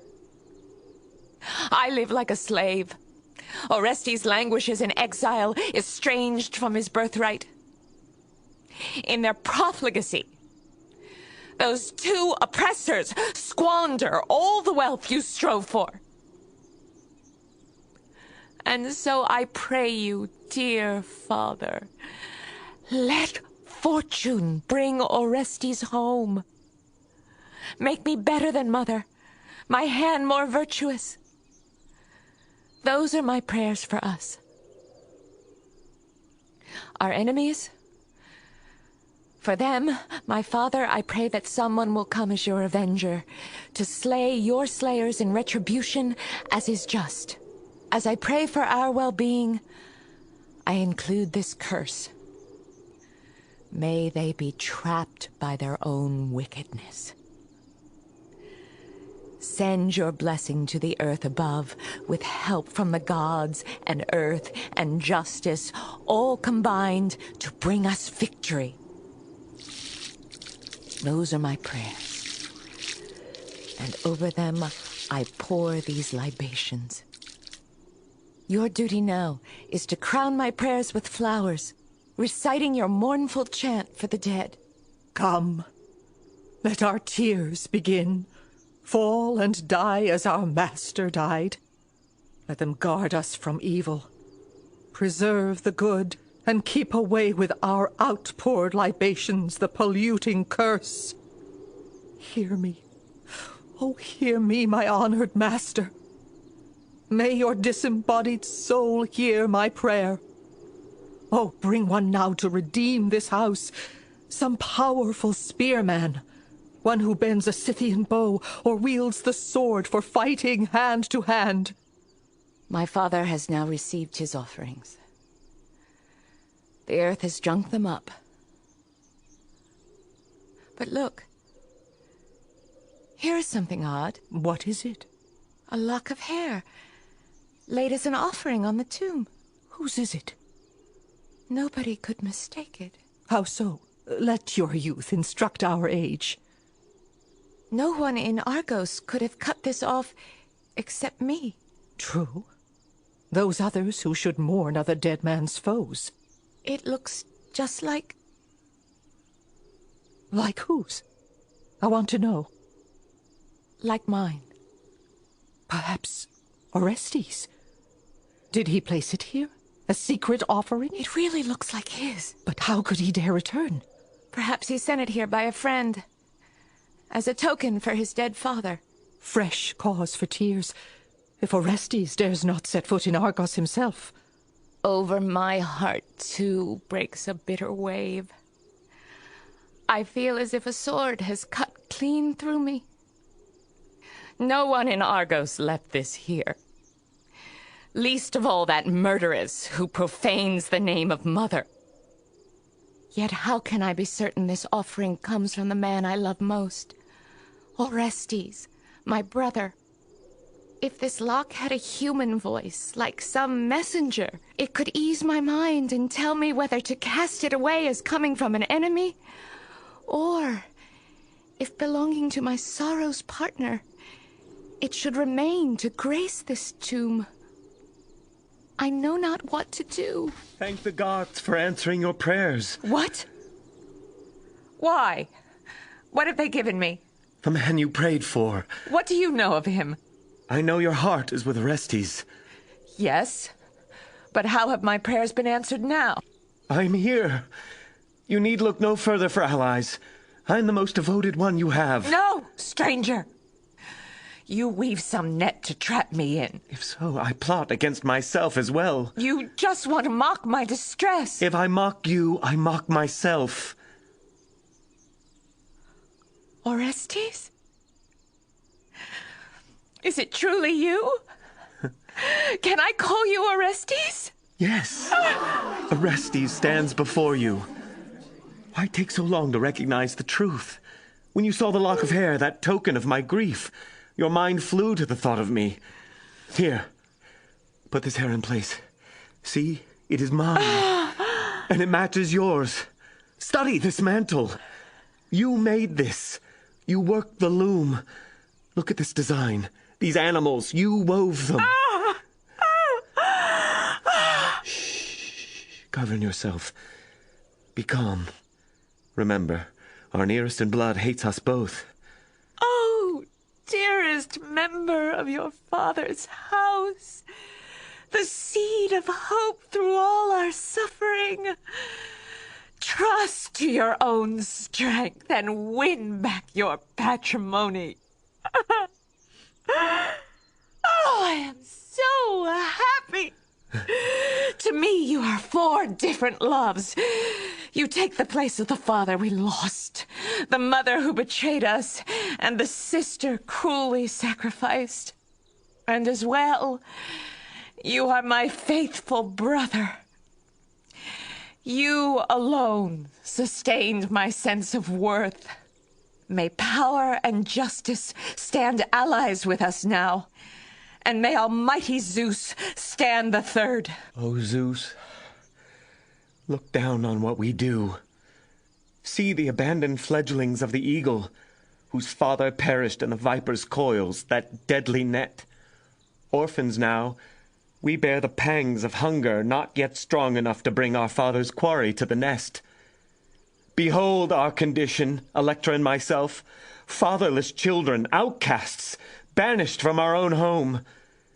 If you destroy these fledglings, what respect will you receive at feast from hands like his, their fathers, who offered you such abundance?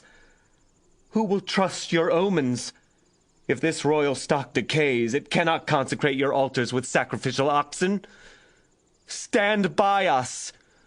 You can raise our house from wreckage, make it great again, though now it lies in ruin. Children, hope of your father's house, speak softly. Someone may hear you and carry tales to those in power. Oh, how I wish to see them dead one day, roasting in flames, sizzling like pitch. Apollo's great oracle surely will defend me. It commanded me to take revenge on those who slew my father, to strike them down the way they struck him down. Otherwise, I would pay with countless miseries. Some would come from demons under the earth, ravaging disease, flesh-eating sores, poisonous fangs tearing living tissue, scabrous suppurating wounds, and other ills. Attacks by vengeful furies, roused by murdered kinsmen, demanding vengeance, bringing wild imaginings, madness. For such an outcast there is no sanctuary, no respite, until at last, despised, friendless, he withers in all-consuming pain and dies. Am I wrong to trust such oracles? Even if I did not, the deed must still be done. One N answers many calls. The gods decree compassion for my father, the theft of my patrimony. And there is my duty to my countrymen, most glorious of men, wasters of Troy. They should not have to bow to a pair of women, for Aegisthus is at heart a woman. Or if there is any manhood in him, we will test it soon enough. Omnipotent fates, bring all this to pass. Through Zeus's power make all things right. For justice turns the scales, exacting retribution, and shouts, blood for blood, blow for blow, transgressors must pay. So runs the lesson of 3 generations. O Father of Dread, what can I say or do so far from your distant resting place to send light against your darkness? Although I have heard it said that the homage of mourners can comfort the sons of Atreus, former princes of this house. My child, among the dead, not even savage jaws of fire can destroy the soul. He will show his rage in time. The dead are mourned, the guilty discovered. A eulogy for a father, strong and clear and just, seeks far and wide to confound offenders. Hear us now, my father, as in turn we mourn and weep. Your 2 children at your tomb now sing your death song. Your tomb has welcomed us, 2 suppliants and outcasts. What in this is good? What is free from woe? Who wrestles death and wins?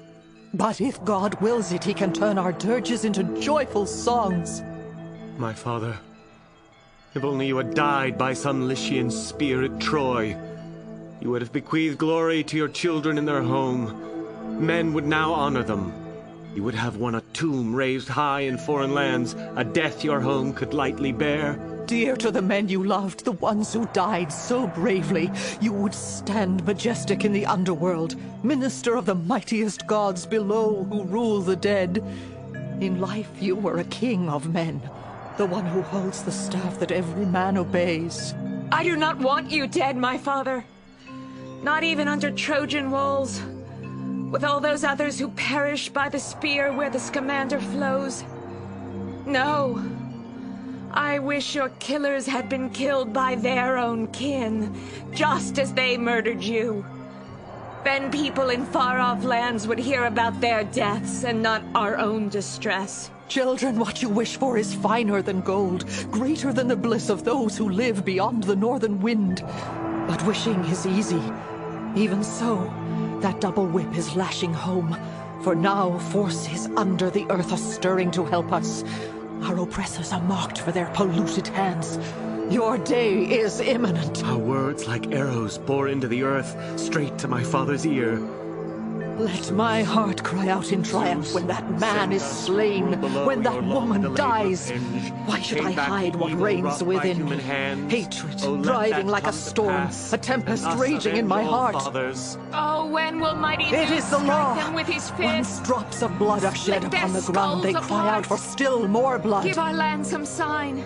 Confirm our faith. Slaughter calls upon the crimes furies of those who have been rights killed. Of justice. Thus, hard on murder's heels, earth, destruction hear me. comes again. And you, divinities My fond below. heart races once again to hear your pitiful lament.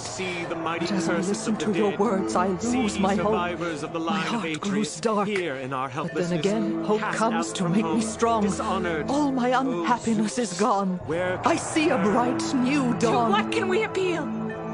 What else? Like some But to Asian the wailing agonies woman, I beat out my lament. Anguish My from the fists one be who pounding bore out us, the blows in our quick mother. succession. So let her grovel. You see my hands. She'll not I abuse stretch our them pain. out, then strike We're down bred from for above. her like My wolves, torment beats whose upon my savage head until hearts it do breaks not for relent. sorrow. Oh, cruel and reckless mother! That savage burial of a king, his people barred, no mourning procession. You dared place him in the tomb without the sacred rites. She will pay for his dishonor by the gods and my own hands. Let me kill her, then let me die. And let me tell you this. She first tore off his limbs, then hung them round his neck. Thus she buried him, to burden your life with crushing pain. You hear me? Your father's death she made a travesty. You tell of events I was not allowed to see. I was thought worthless, caged like some rabid dog. Hear that? Carve that on your heart! Listen well, and let her story steel your resolve. Things now stand as they stand. You want to know what comes, but you must wait, ready to strike with no backward glance. Father, I call on you. Stand by your children. Through these tears I join his call. In unison, our voices blend as one. Hear us! Return into the light. Join us against our enemies. Now war god Ares goes to meet the war god Ares. Right fights right. Dear gods, let justice choose the victor. Father, you may not have perished like a king, but in answer to my prayer, make me the master of your house. I too, Father, supplicate you. Destroy Aegisthus and set me free. Don't let the seed of Pelops disappear.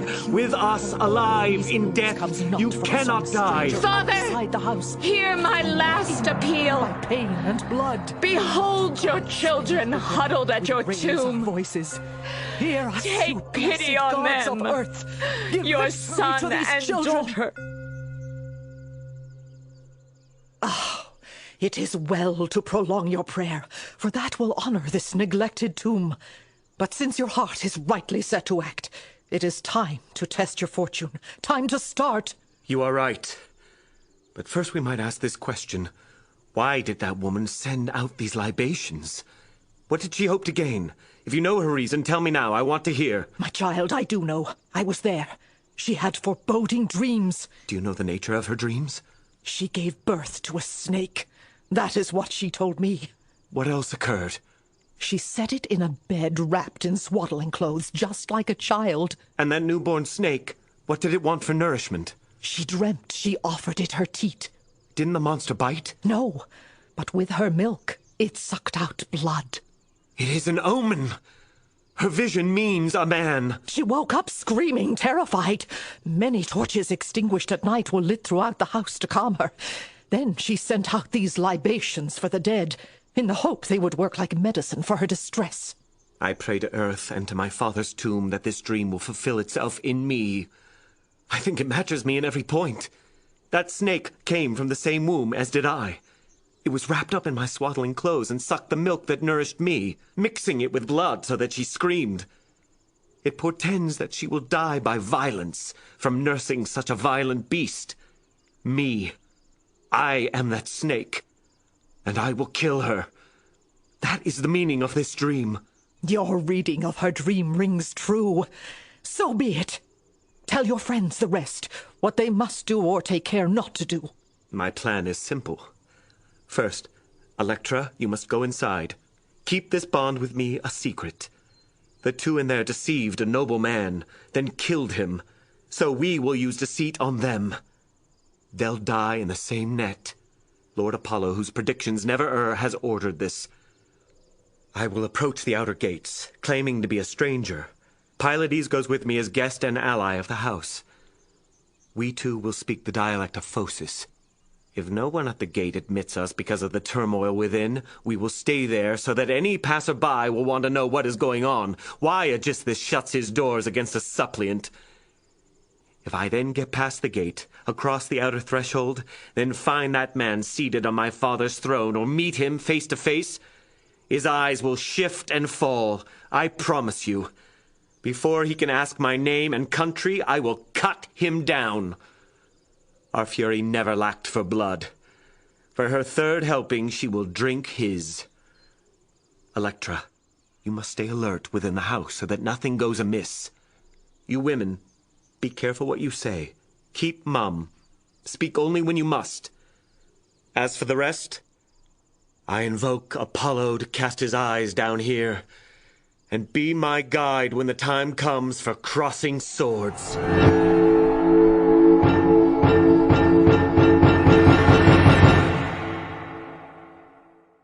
Earth brings forth many horrors, terrors and agonies.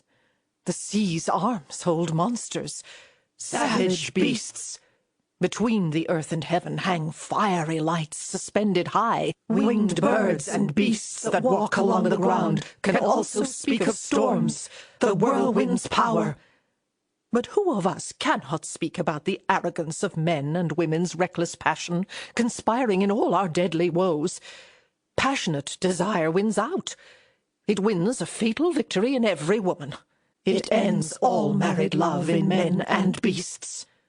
Witness Althea, ruthless child of Thestius, who planned her own son's ruin. She burned the fatal torch, knowing that Meleager's life, from the time he first appeared howling from his mother's womb, depended on that wood. And so it was. He stayed alive until her fire doomed him. The tale is told of murderous Scylla, who killed her father, the minion of his enemies, tempted by a gift from Minos, a golden necklace made in Crete. She plucked out the hair that made Nisus immortal. As he lay peacefully asleep, he died, murdered by that bitch, and Hermes led him away. In these stories of pitiless savagery, we must include the loveless marriage that laid a curse upon this house, schemes devised by a cunning woman against her warrior lord, a man even his foes respected. I value a hearth and home where passions hold no sway, where women suppress their waywardness.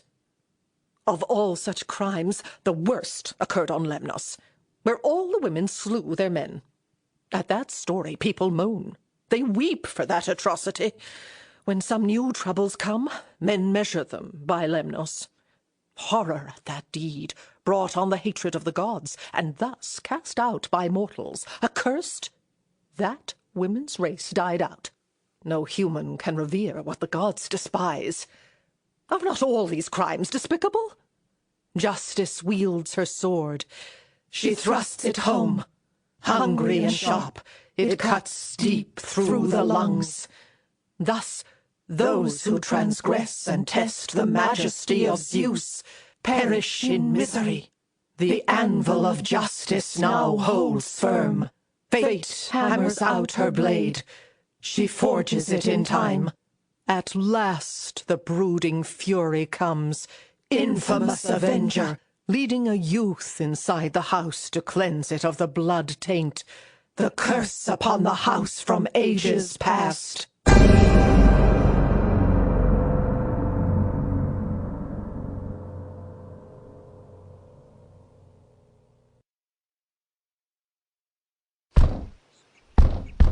You in there? You hear this knocking? Try again. Anyone in there? All right, a third attempt. You have visitors! Are you Anyone coming in out? there? Does not Aegisthus welcome strangers? All right, I hear you. Stranger, what country are you from? Who are you? Announce me to the masters of the house. I have come to bring them news. And hurry! Night's black chariot is speeding overhead. Time for people on the road to rest.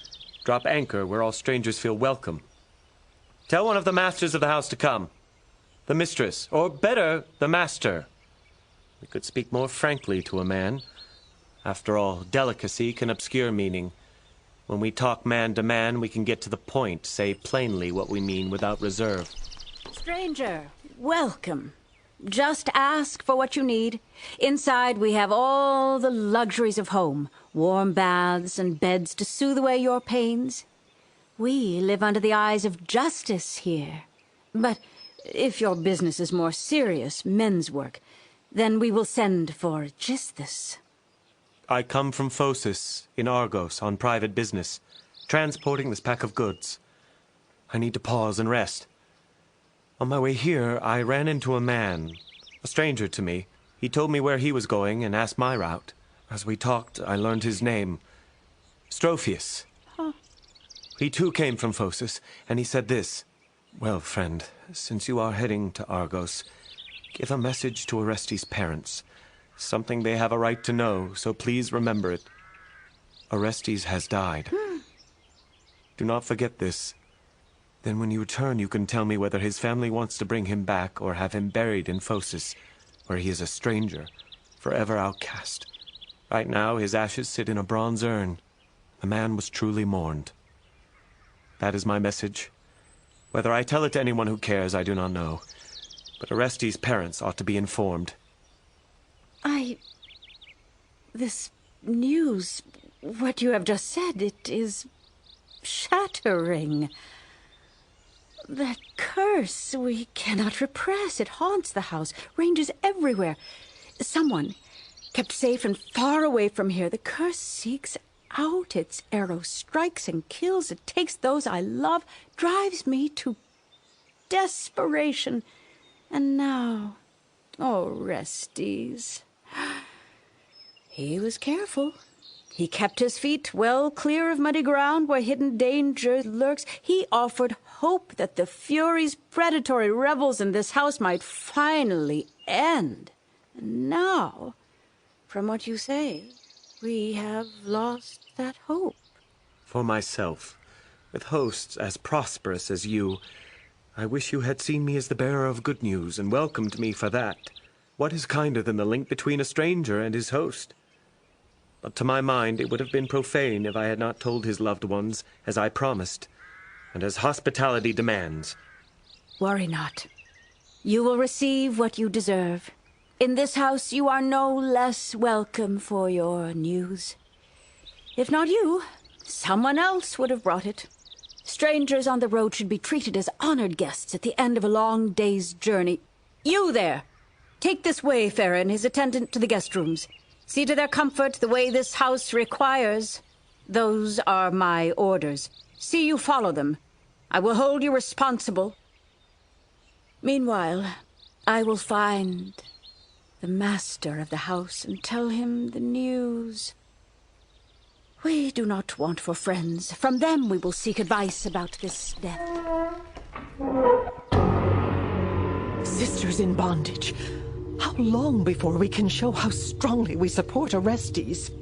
O sacred earth, mound above that noble corpse, commander of ships, hear me now, Help me now. The moment has come for persuasion to approach with her deceit. For that stealthy god, Hermes of the lower world, to guide the contest, the fatal clash of swords.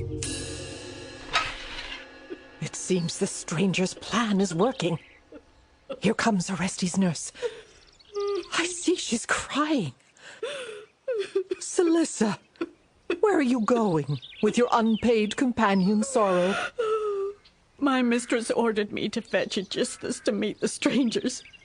And hurry, so he can find out clearly man to man the news that has just arrived. In front of servants, she puts on a gloomy face, but deep down her eyes are laughing at how well things are going for her.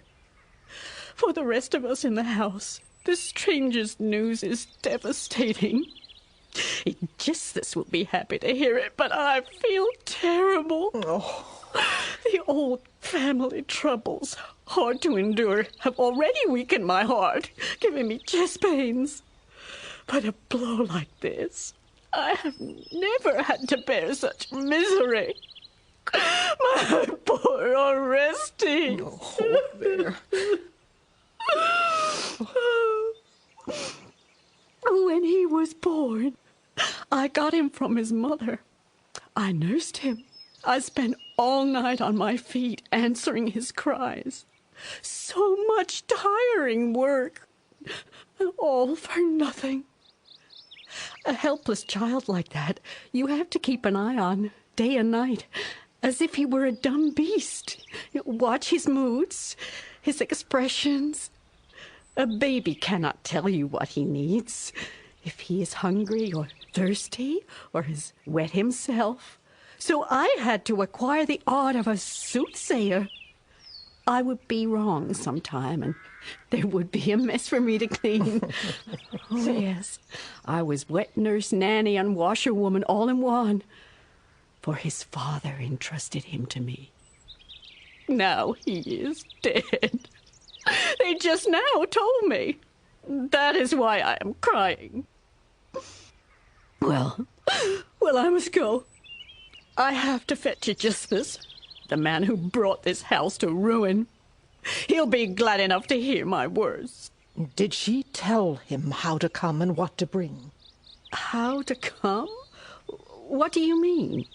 Did she tell him to bring guards or come unattended? She said he should bring his spearmen. Say nothing of that to Aegisthus, that hateful tyrant. Tell him to come alone, with a cheerful heart, as quickly as he can. He must not suspect a thing. The messenger can straighten a crooked message. What? Are you happy at this news? Why not? If Zeus turns evil into good. How can that happen? Orestes, the hope of this house is gone. Do not be too sure. A seer who claimed that would be a bad one. What are you saying? Do you know something more than I? Hurry. Relay your message. Do as instructed. The gods will see to their own affairs. All right, I'll go and do as you suggest. With blessings from the gods, I pray all this works out for the best. Now, in answer to my prayers, I implore you, Zeus, father of Olympian gods, redeem this house, give it good fortune, preserve those who seek to restore due order. In every word we cry, we plead for justice. O Zeus, preserve it well. Zeus, inside that palace, set him face to face before his foes. If you exalt him, he will gladly repay you 3 or 4 times over. You know that orphan colt, child of a man you cherish, stands now in harness, yoked to a chariot of pain. Control the way he runs, preserve his pace, so he will last the course, and we may see him surge as he races to his goal. You gods who lurk within the inner chambers of this house, proud of its wealth, hear me, like-minded spirits. Cleanse that ancient blood of crimes committed long ago. Let old murder cease to breed, and Apollo, you who dwell in that massive, well-built cavern, grant that this man's race may raise its head once more, so that with loving eyes we see the veil of darkness yield to freedom's light. May Hermes, Maia's son, sustain him in virtue.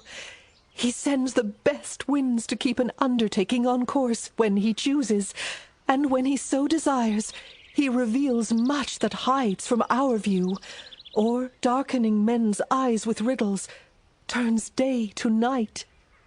Then at last we will proclaim the deliverance of this house.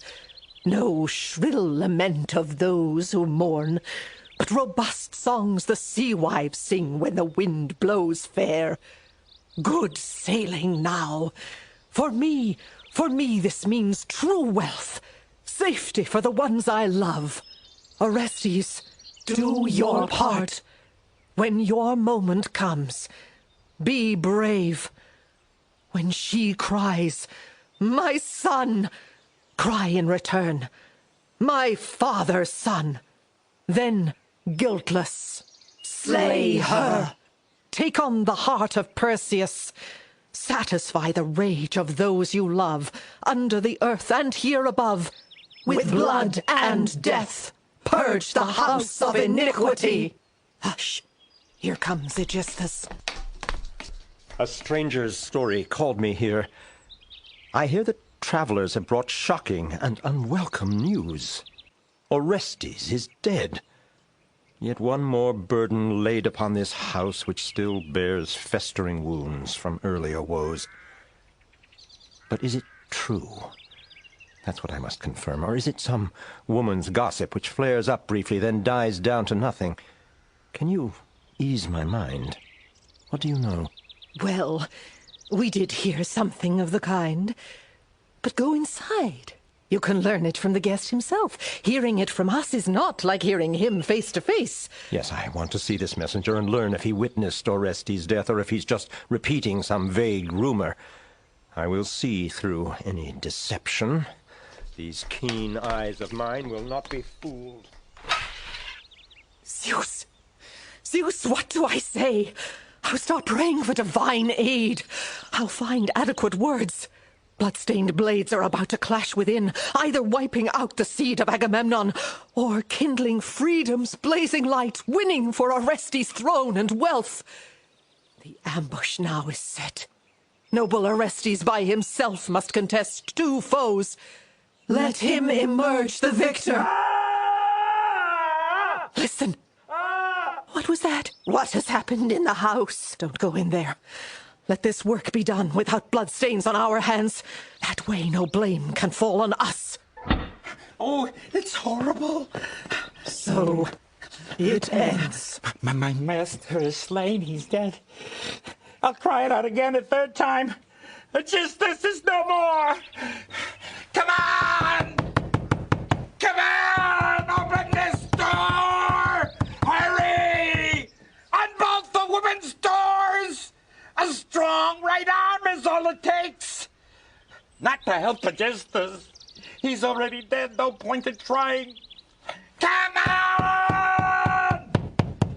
Am I shouting to the death? Are all of you asleep? A waste of time. Where has Clytemnestra gone? What is she up to? Her own head rests in the chopping block. The blade could strike at any moment. I'm telling you, the dead are murdering the living. I see. I understand your paradox. By ruse we killed. By ruse we are to die. All right, then. Get me an axe, and quickly! Now we shall see who, at last, will win. He or I. The wretched business brings me down to this. Look, Pylades, the very one I seek. This fellow here, is that enough? No! Not Aegisthus! Not my love! My power! Dead! You love this man? Then you may rest in a common grave with him. He is one man you will not forsake at his death. Hold! My son! My child! Take pity on these breasts. Here you often lay asleep and sucked milk that made you strong.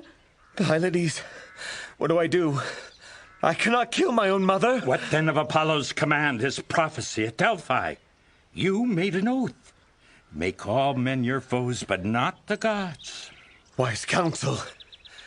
As judge in this debate, I say you prevail. Over here! I want to lay your corpse beside this man. When he was alive, you thought him better than my father. So in death, you can sleep by his side. You loved him. The man you should have loved, you hated. I raised you. Let me grow old with you. What? Kill my father and then live with me? Fault destiny, my child, as much as I. Fault destiny likewise for your death. Do you not fear your mother's curse? You bore me, then cast me out in misery. No, I sent you to a friend. You sold me in disgrace. A freeman's son. And the price I charged for you? Too shameful to declare. Your father, too, committed shameful crimes. Charge him not with anything. He strove against danger abroad while you reposed in safety here. My son, it goes hard for women without their men. Man's labor feeds the woman who sits idle. My son, you really mean to do this? To slay your own mother? You slay yourself. I am not the murderer, you are. Beware the furious hounds that avenge all mothers will hunt you down. What about my father's furious hounds? If I spare you, I shall surely not escape them. It seems as if, while still alive, I waste useless tears at my own funeral. My father's destiny has chosen you. It decrees that you must die. You are the snake I bore and fed. Yes. That terror in your dream foretold the truth. You killed the man you should not kill. And now you will suffer what no one should ever see. Come! The fate of these two victims wrenches the heart. But long-suffering Orestes rides the crest of so much bloodshed. We hope he triumphs. The bright eyes of this house must never fade. Just as justice came at last to Priam and his sons, a crushing retribution, so a double lion comes to Agamemnon's mansion, a twofold slaughter. Apollo's suppliant, the exile, sees his action through, driven on by justice, sent from gods above. Raise now a shout of triumph above our master's house, free of misery at last, free of that evil pair who squandered its wealth, and free of its unhappy fate. He came back with a secret plan, fighting to win by crafty vengeance. A goddess took him by the hand, true daughter of great Zeus, his guide throughout the fight. Men call her Justice, she who destroys her enemies once she breathes in anger.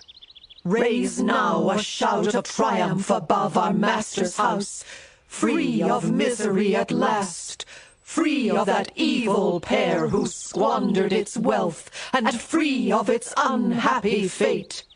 From his shrine deep within the earth, Parnassian Apollo predicted that virtuous stealth would conquer long-entrenched deceit.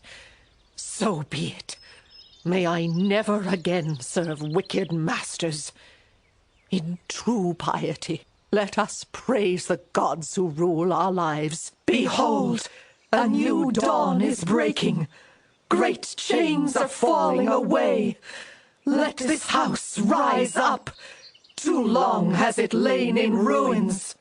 Time, which brings all things to pass, will soon move through these gates, once purifying rites cast pollution out. That will change the roll of fortune's dice. They shall fall, so all can see a fair result. Good days for all who dwell within. Behold, a new dawn is breaking. Great chains are falling away. Let this house rise up. Too long has it lain in ruins.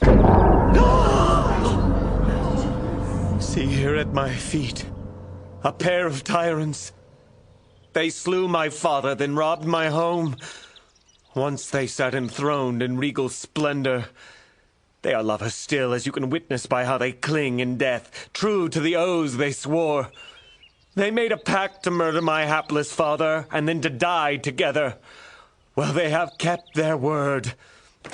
Look again, you who know this house's trials. They used this robe to trap my father.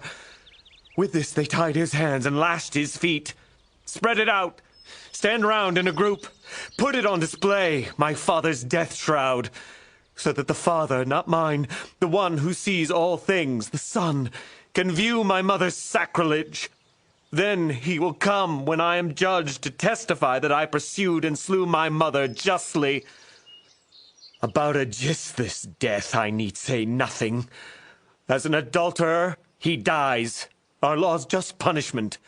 But as for her, who planned this evil act against her husband, a man whose children she bore in her womb, I loved her once, but she became my bitter foe, as you can see.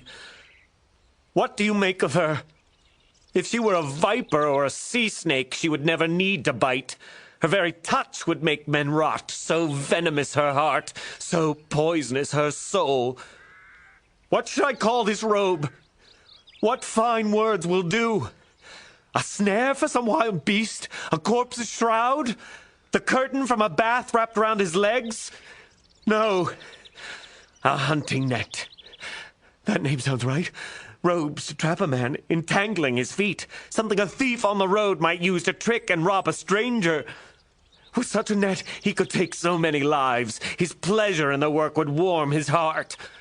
May I never live with a woman like this one. Before that, let the gods destroy me. Let me die without a child.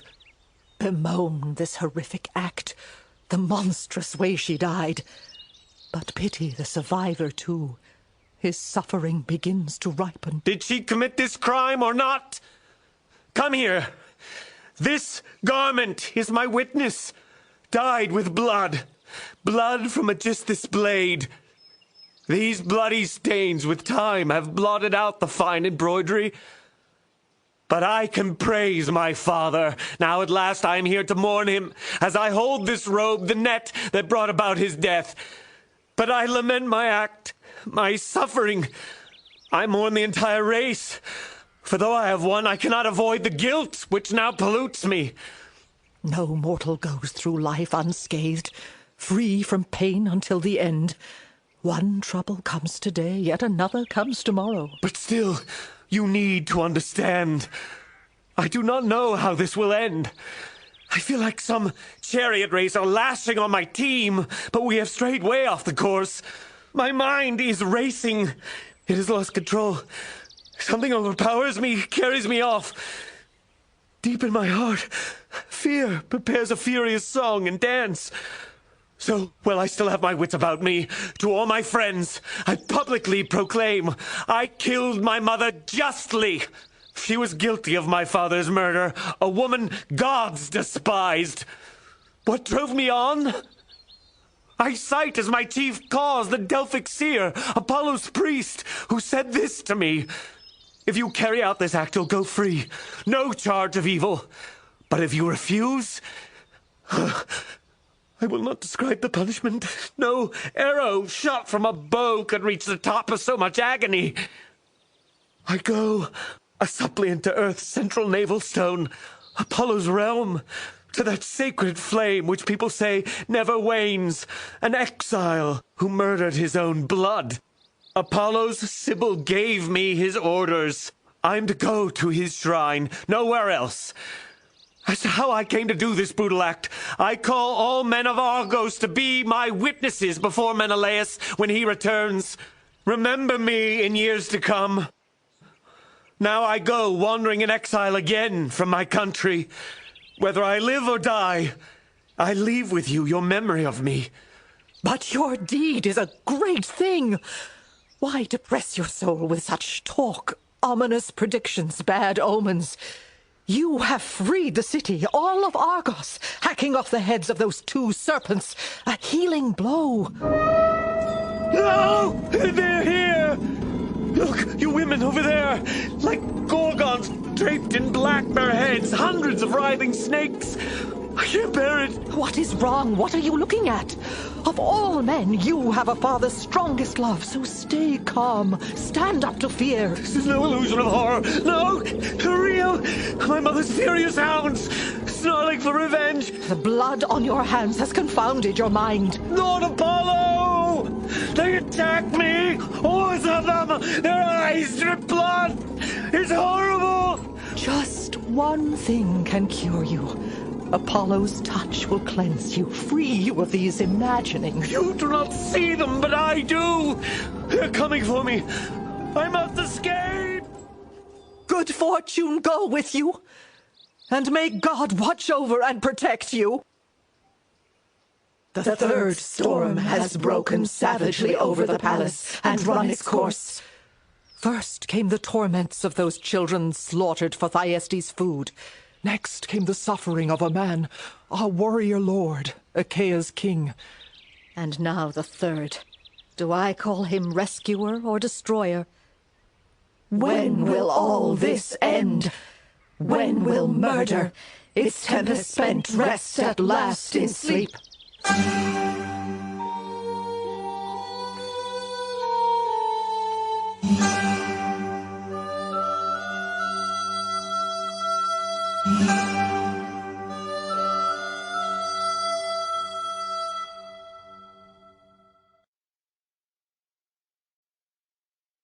The Eumenides.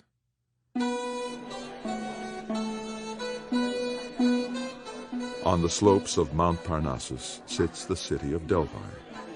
Pilgrims from around the world have come here to consult the oracle of Apollo. They wait outside the temple this morning as the priestess of the oracle begins her opening prayer. In this my prayer, I hold earth in highest honor as the first of prophets among all gods. Then after her came Themis. That goddess, so the legend goes, followed her mother at this seat of foretelling. Third in line, another Titan, Phoebe, child of earth, was then assigned to occupy this throne. There was no force. Themis approved the change. Phoebe then bestowed it to the god who takes his name from her, Phoebus Apollo. He came from Delos to live here on Mount Parnassus. A reverential escort came with him, children of the fire god Hephaestus, road builders who tame the wilderness and civilize the land. As he marched here, people flocked to worship him, including their king and leader Delphus.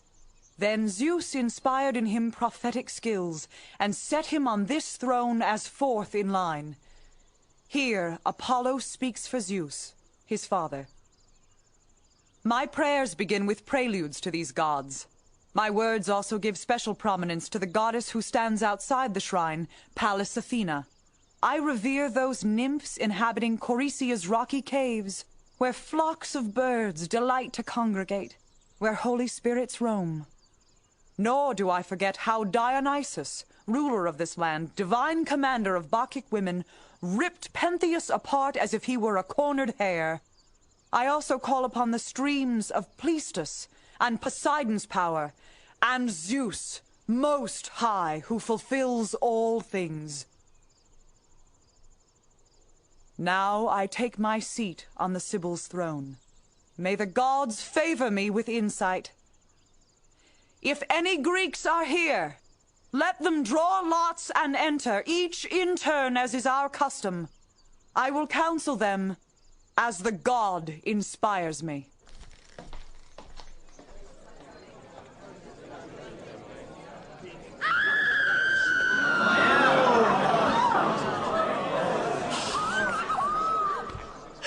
Unspeakable! Things too ghastly to behold drive me out of Apollo's shrine. My strength is gone. I cannot stand and have to crawl on hands and knees. My legs just buckle under me. An old woman overcome with fear is nothing. A child... Oh... As I approached the garlanded inner shrine, I saw upon the center stone a man the gods despise, seated like a suppliant, hands dripping blood. His one hand held a sword, his other an olive branch twined with tufts of wool, a mark of piety, large and white. I saw all that distinctly. Before him, on the benches, something astonishing. On the benches, groups of women sleeping. Well, not exactly women.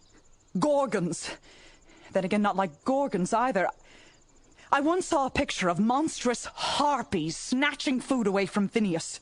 But the ones inside have no wings. They are black and hideous, making loud, rasping noises that terrify me. Foul pus seeped from their eyes. Their dress unfit in a holy place or even in men's homes. Oh, never have I seen a tribe which could equal this company. A country that would claim them without regret.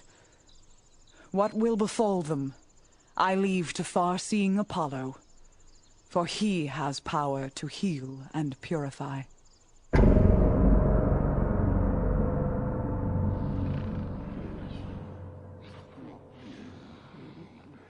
My lord Apollo, always just, be merciful as well.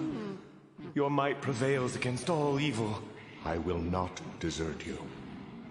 I will stand by you until the end. Close at hand or far off, I will keep your enemies at bay. Just as now you see these frenzied creatures overcome with sleep, these loathsome hags, primeval spawns. They were born for evil, deep within the blackest gloom of Tartarus. Olympian gods and men despise them. You must keep on, never succumb, though they pursue you everywhere. Never tire, nor give in to your pain. Once you reach Athena's city, take sanctuary in her temple and embrace her image. With people there to judge your cause, and with the force of speech, we will find a way to free you from misfortune. For I was the one who urged you to slay your mother. Remember this. Never surrender to fear. And you, Hermes, blood of my blood, child of my father, preserve this man. You are called the guide of souls. So may you guide my suppliant. Lead him as if you were his shepherd. Remember, Zeus holds sacred an outcast's rights. Speed him safely to his destination. Now, Orestes, come.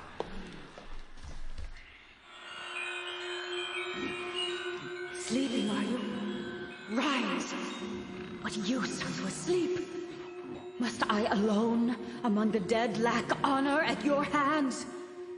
The souls of those I killed never cease tormenting me. I wander in disgrace. They charge me with the most horrific crimes.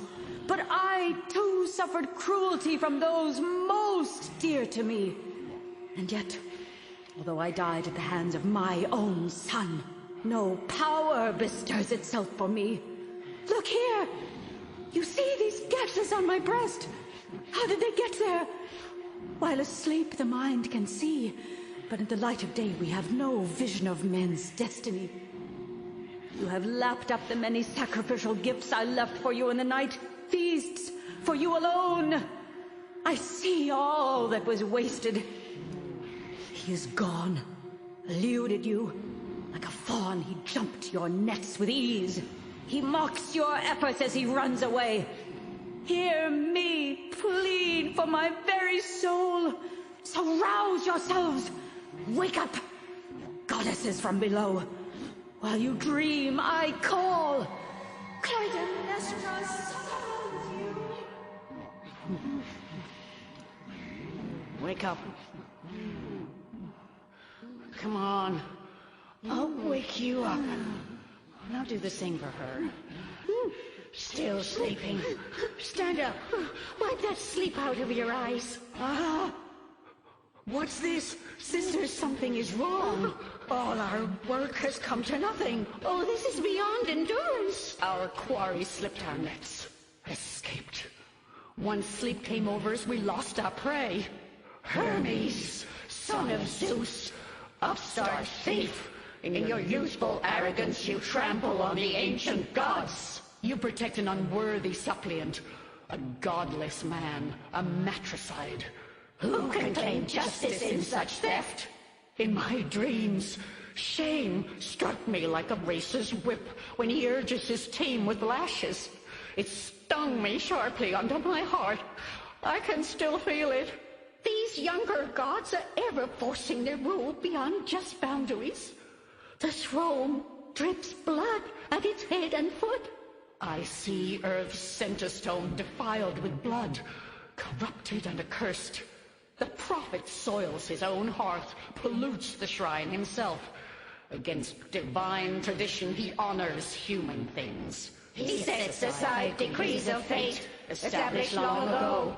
Though he inflict his pain on me, he will never free that man. Though he flee into the deepest recesses of the earth, he shall not escape. As he seeks to cleanse himself, he will meet the next avenger coming for his head. Out! I command you to leave this house at once, or else you'll feel my arrows bite, winged snakes shot from a golden string. Then your agonies will choke you. You will spit out the black froth you suck from men and vomit up the clotted blood of your victims. You are not fit to enter this sanctuary. No, you belong where heads are sliced away, eyes gouged out, where justice equals slaughter, where youthful men are ruined by castration, where others suffer mutilation, stoning, where men impaled on spikes scream without surcease. That is the sort of feast you crave. Do you hear? For this the gods despise you. Your very appearance proclaims your character. Go haunt some blood-soaked lion's den, not infect this sacred temple with your pollution. So leave this place, you flock without a shepherd, you herd the gods despise. Lord Apollo, listen now to us.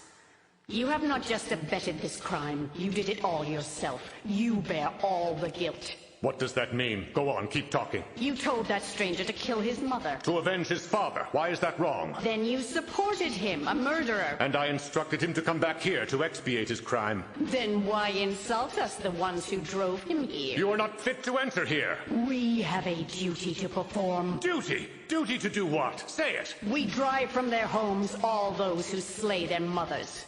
What about a wife who kills her husband? That blood is not her own. What? You would ignore those pledges of Zeus to Queen Hera? You scorn the strongest bonds between them.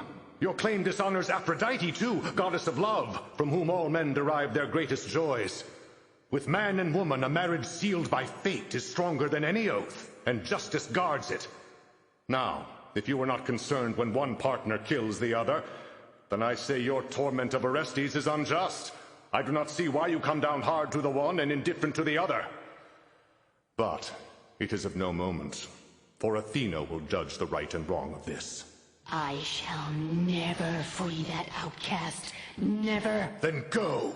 Pursue him and bring yourself more trouble. You cannot curb my powers with your words. Your powers, those I would not take even as a gift. Of course not. They call you great already at the foot of Zeus's throne. But for my part, since I am called onward by a mother's blood, I'll hound this man with my own style of justice. And I shall defend my suppliant with all my power. For with gods and men, were I to abandon him, a terrible wrath will surely follow.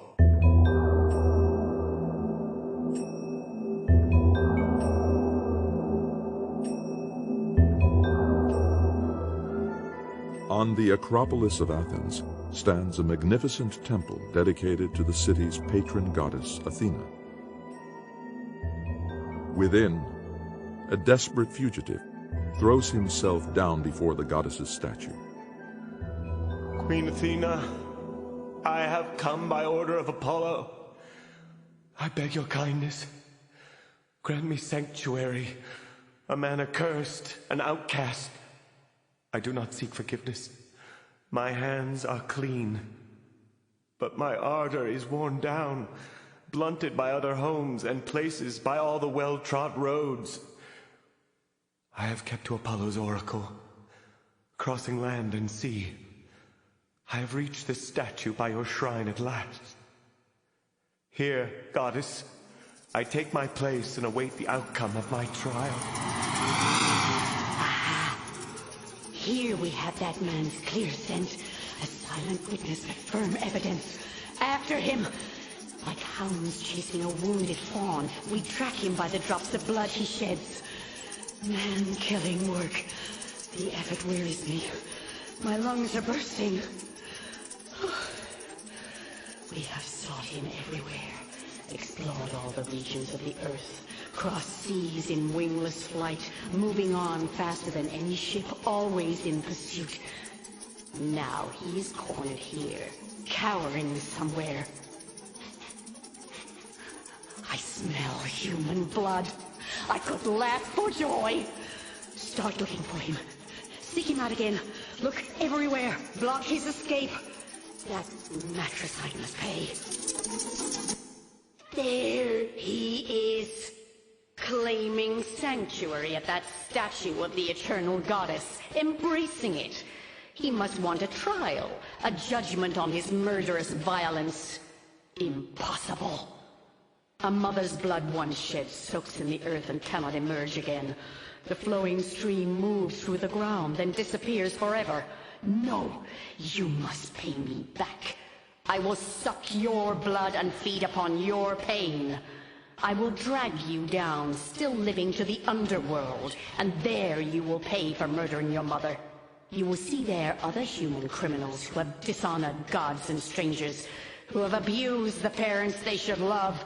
They all receive the justice they deserve.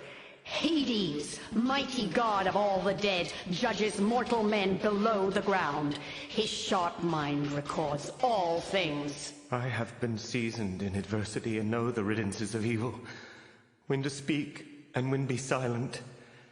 And in this instance, a wise master has ordered me to speak. The blood on my hands is dormant now, fading. Polluting stains of matricide have been washed away. When they were fresh, Apollo and his temple cleansed my guilt, slaughtering pigs to make me pure again. It is a long story to describe from the beginning. All the men visited and left unharmed. Time as it passes withers all things. Now, with full reverence and sanctity, I invoke Athena, queen of this land. I beg her help. Let her appear unarmed. She will win true allies in me, my land, and people. We will trust her forever, no matter where she is, in Libya, in some region by the springs of Triton, her birthplace, with her sandaled feet still or roving, assisting those she loves, or whether in Phlegra she surveys the plain like some bold commander. The goddess will hear me, though far away. May she come and grant me deliverance. Neither Apollo nor Athena can save you. You are destined to die, abandoned and alone, bereft of joy, a bloodless criminal sucked dry by demons, no more than a shell. What? You ignore my words and will not reply? You, a victim fattened up for me, my consecrated gift? You will not perish on any altar. No, I will eat you alive. All right then, hear our spell to chain you. Come, let us link our arms. Furies set to manifest our fearful art, to show our collective power to manipulate the lives of mortals. We represent true justice. Our anger never works against a man whose hands are clean. All his life he stays unharmed. But those who trespass as this one has, who seeks to hide his crimes, we harry them as testament to those they have slain. Blood avengers, relentless, we pursue them to the end. Hear me, Mother Night, Mother who gave birth to me, so I could avenge the living and the dead. Leto's child Apollo dishonors me. He tears that man out of my hands, the hare who cowers there, who by rights must pay for his mother's blood. Our frenzied call falls upon his head, our sacrificial victim, driving him to madness, wiping out his mind. This is the cry of furies. It shames the soul, destroys its harmony, and withers mortal men. Remorseless fate allotted this work to us forever, a web spun for us alone, to cling to those who slaughter kindred, to plague them until they lie beneath the earth, and even then they are granted little peace. These rights are ours from birth. The deathless gods may not touch us. We share no feasts with them, no fellowship. Their unsullied robes take no part in our destiny. That is what brings us here, eager to contest the charge, to challenge other gods, to make sure none of them usurps our prerogatives. There will be no trial. For Zeus despises us, considers us unworthy, refuses to deal with us because we trade in blood. For I freely take upon myself the task to overthrow whole families if need be, when strife engenders murder. We relentlessly pursue that killer who spills blood of his blood. However strong, we wear him down. Those proud opinions people have, who raise themselves so high, who puff themselves to heaven, will dissolve in dishonor underground. When robed in black we spring. Leaping from the heights, we pound them with our feet. Our foes curse the runner as he springs for home, a fate he cannot bear. His mind is so confused he does not sense his fall. Dark clouds of his defilement hover all around him. Murky shadows fall, enveloping his home, and rumor spreads a tale of woe. Leaping from the heights, we stomp him with our feet. We trip the runner as he springs for sanctuary, a fate he cannot bear. Such is our place in the eternal order of things. Ever vigilant for human evil, men cannot appease us. Feared and despised, we do our work. Split off from gods, with no light from the sun, we make the road hard for the sighted and the blind together. What man is not in awe or unafraid to hear of the power allotted me by fate and ratified on high, mine from time immemorial to hold forever? And though I dwell below the earth in sunless gloom, I have my honor too.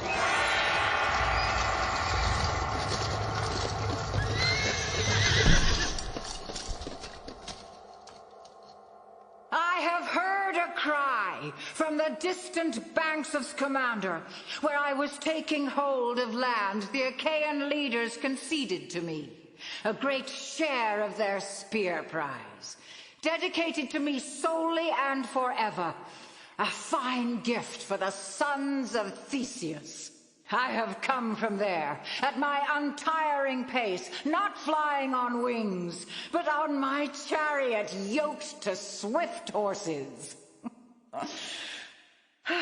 Here, I see an unfamiliar crowd, strangers to this place. Nothing I fear, but astonishing to see. Who are you? I'm talking to all those assembled here. The stranger crouching there beside my statue, and those of you like no one ever born. Creatures no god has seen in goddesses, in form a thing unknown to mortal men. But to say such things about one's neighbor who have done no wrong is far from just, and contravenes our customs. Daughter of Zeus, I will tell you everything, and briefly too. We are immortal children of the night. Below ground where we dwell, we are called the Curses. Ah, now I know your race and what to call you. But our powers, these you will quickly learn as well. Those I wish to learn.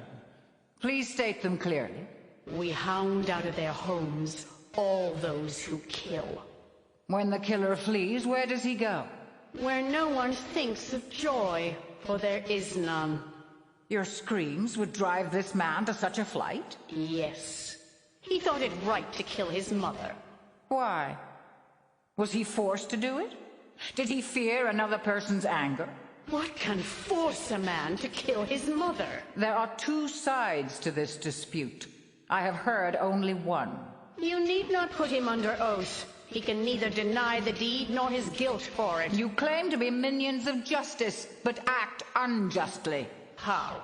Teach me. You clearly have a mind for fine distinctions. I say that no one should use oaths to let injustice triumph. Question him then. Judge for yourself. Are you prepared that I should be the one to do this? To pronounce a final verdict? Why not? We respect your worth, as you do ours. Stranger, have you anything to say in response? State your country, lineage, and circumstance, and then defend yourself against their accusations, if you really trust the justice of your case.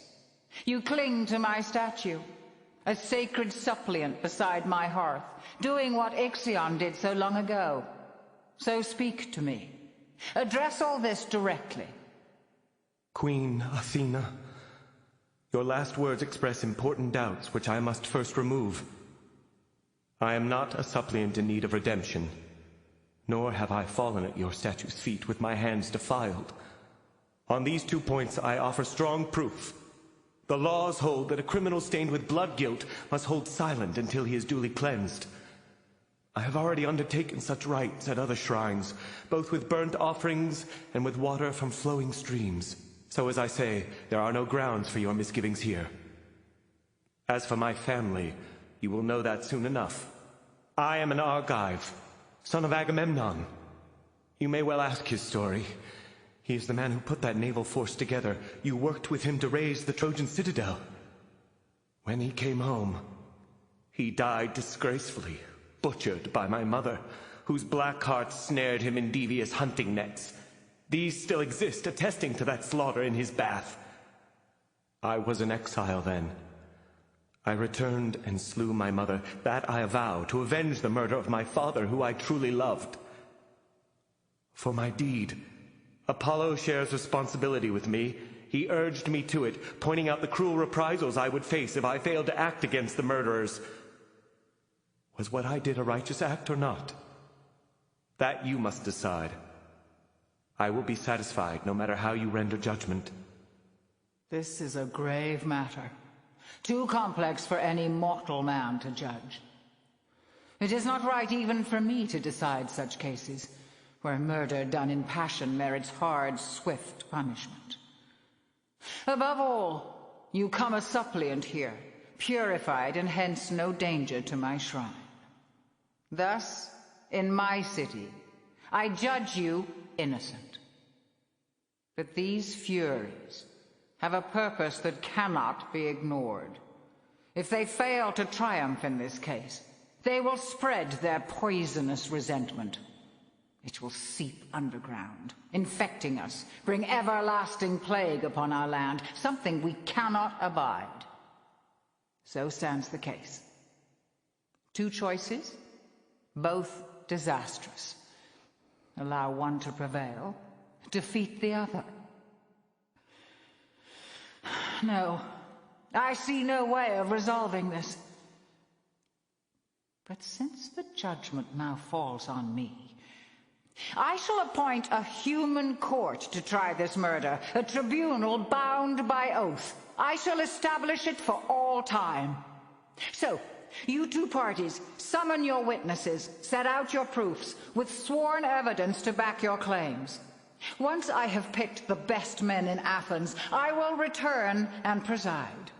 They will rule fairly in this case, bound by a sworn oath to act with justice. If his legal action triumphs, if now this matricide prevails, then newly set divine decrees will topple all order. Mortals will at once believe that everything is permitted.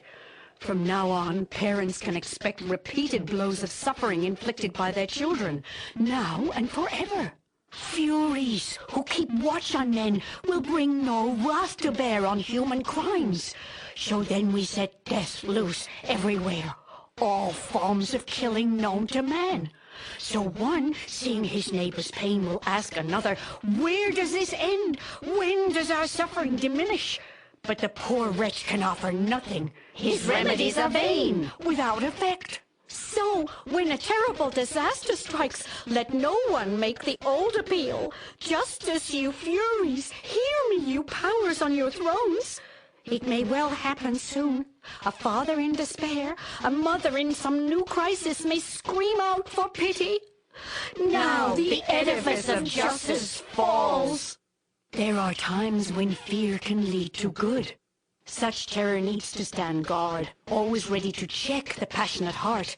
It profits men to learn control through suffering. For where is there a man or city, both alike in this regard, who still respects justice without a heart tempered by fear? It is wrong both to covet a wanton life or one too circumscribed. God, however wayward, favors moderation. And I say, arrogance is surely born from sacrilege. From a healthy heart and mind comes the happiness men love, the joy they ask for in their prayers. I say it all when I tell you this. Justice has an altar. Give it due reverence. Do not trample on it because self-interest sees advantages. Remember, punishment will come, an outcome fixed and permanent. So each of you, above all else, should honor parents, pay them the deference you owe, respect all guests and strangers you welcome under your roof. For happiness will never fail the man who follows justice freely and without constraint. He will never be destroyed. But the reckless man who goes too far, who piles up riches for himself in any way he can and disregards all justice, I tell you this, in time he'll have to strike his sail as storming torments break his ship, as his yardarm shatters. He screams for help, but no one hears. Surrounded by churning seas, he fights in vain. Whirlpools suck him down, while the heavens laugh at the sight of this heedless man who once conceived himself impervious to harm, now helpless, panicked, unable to ride out the waves. He always lived for wealth, now that too smashes on the reef. The rock of justice. He drowns unseen and unlamented. Herald, blow the call for order. Raise that Etruscan trumpet, fill your lungs. Let these people hear an ear-piercing blast.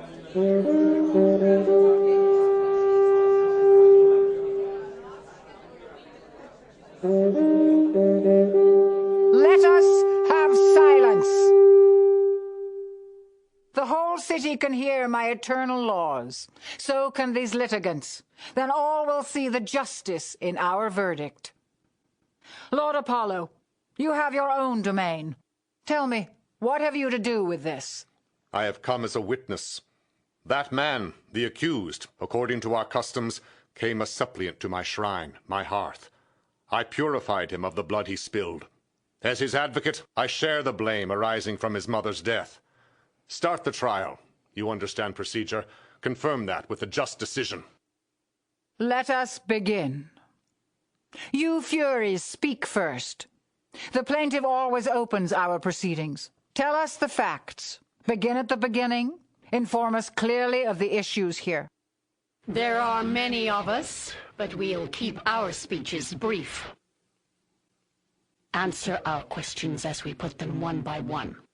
First, tell us, did you kill your mother? Yes, I killed her. I never denied it. We take first fall. 3 falls wins the match.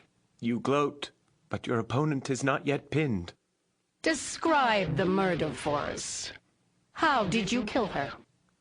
I drew my sword and slit her throat. What persuaded you to do this? The orders of this god. He is my witness. The prophet ordered you to kill your mother? He did. And to this moment I have no regrets. But if the verdict lays its hands on you, you will change your story soon enough. I am confident. My father from his grave will send the help I need. So you trust the dead, and yet you killed your mother. I do. She was guilty of 2 crimes. How so? Inform the judges on this point. She killed her husband and my father. But her death evens out the score for her. You are still living. When she was still alive, you did not hound her into exile. Why? She and her victim shared no common blood. And my mother and I, we do? How else could she sustain you in her womb, you murderer? Do you now reject the closest bond there is? You must give evidence, Apollo. Take the lead from me.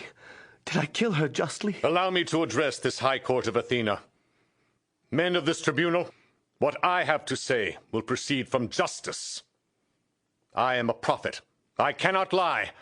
And never yet, when I have been seated in my oracle, have I said anything in prophecy concerning woman, man, or city-state that Olympian father Zeus did not command.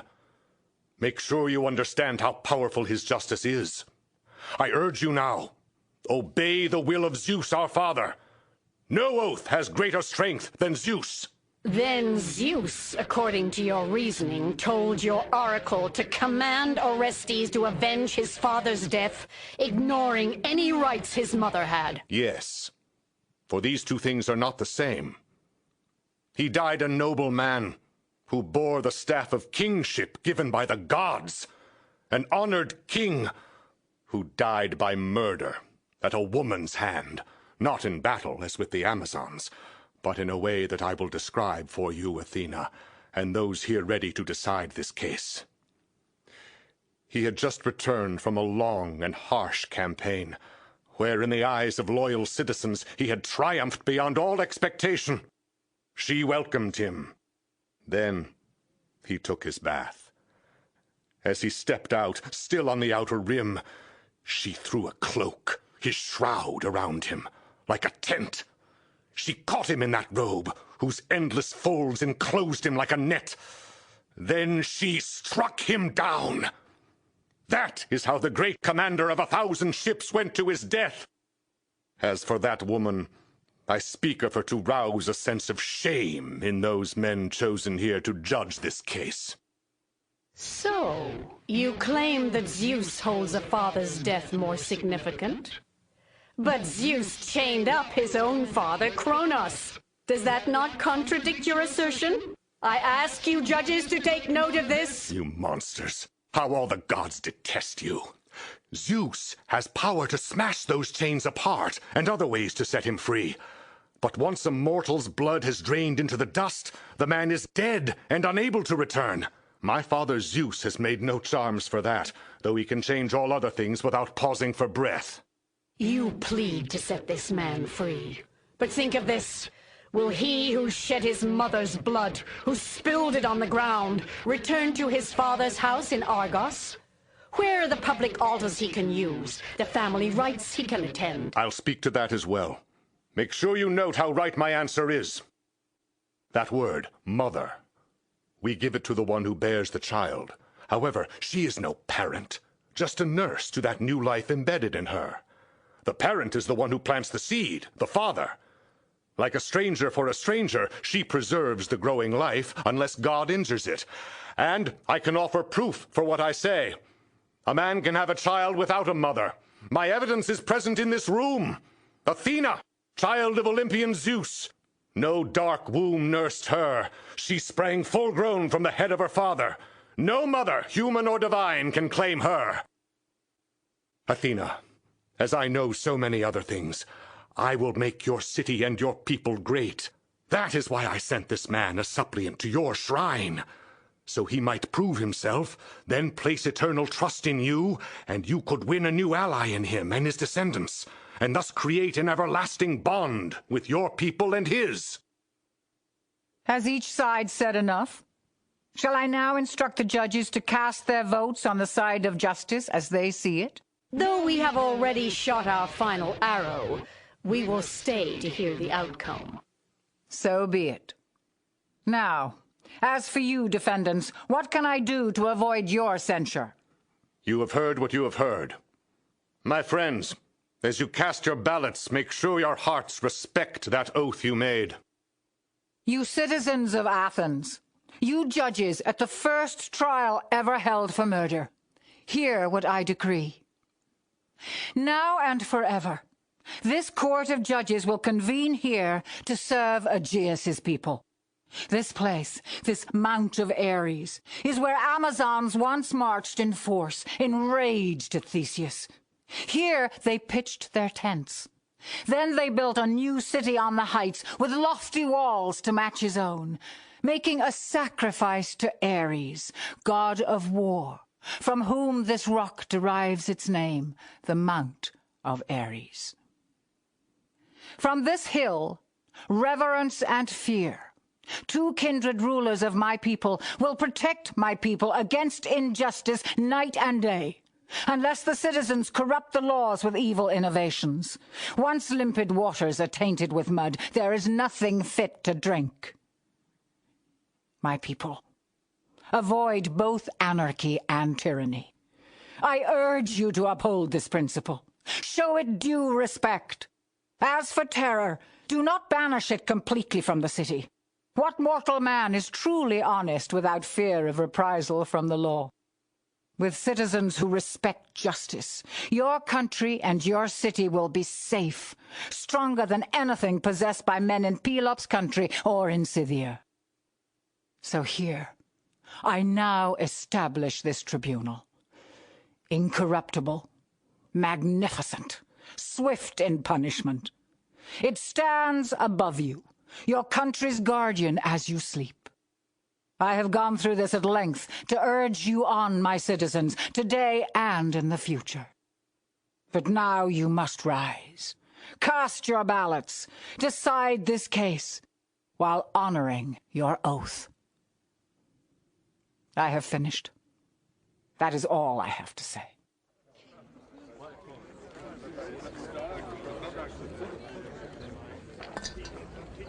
Have a care, Apollo. Show us no disrespect, for our united power can crush this land. Let me remind you, fear the oracles, not just mine, but those of Zeus the Father. Let them not be fruitless. You meddle in our labor, which is none of your affair. Your oracles are tainted. When the first man-killer, Ixion, went a suppliant to Zeus for cleansing, was Zeus wrong to treat him as he did? Argue all you want. But in this judgment, if I do not prevail, this country will suffer. Among all gods, old and new alike, you have no honor. I will triumph here. Just as you triumphed in the House of Furies, persuading the fates to free a man from death? Is it wrong to help a votary, especially when his need is great? You got those ancient goddesses drunk on wine, then had them suspend the oldest rule of order we possess. You will soon lose this case as well. Then you can spew your venom, and no one will be harmed. In your youthful indiscretion, you would slight my age.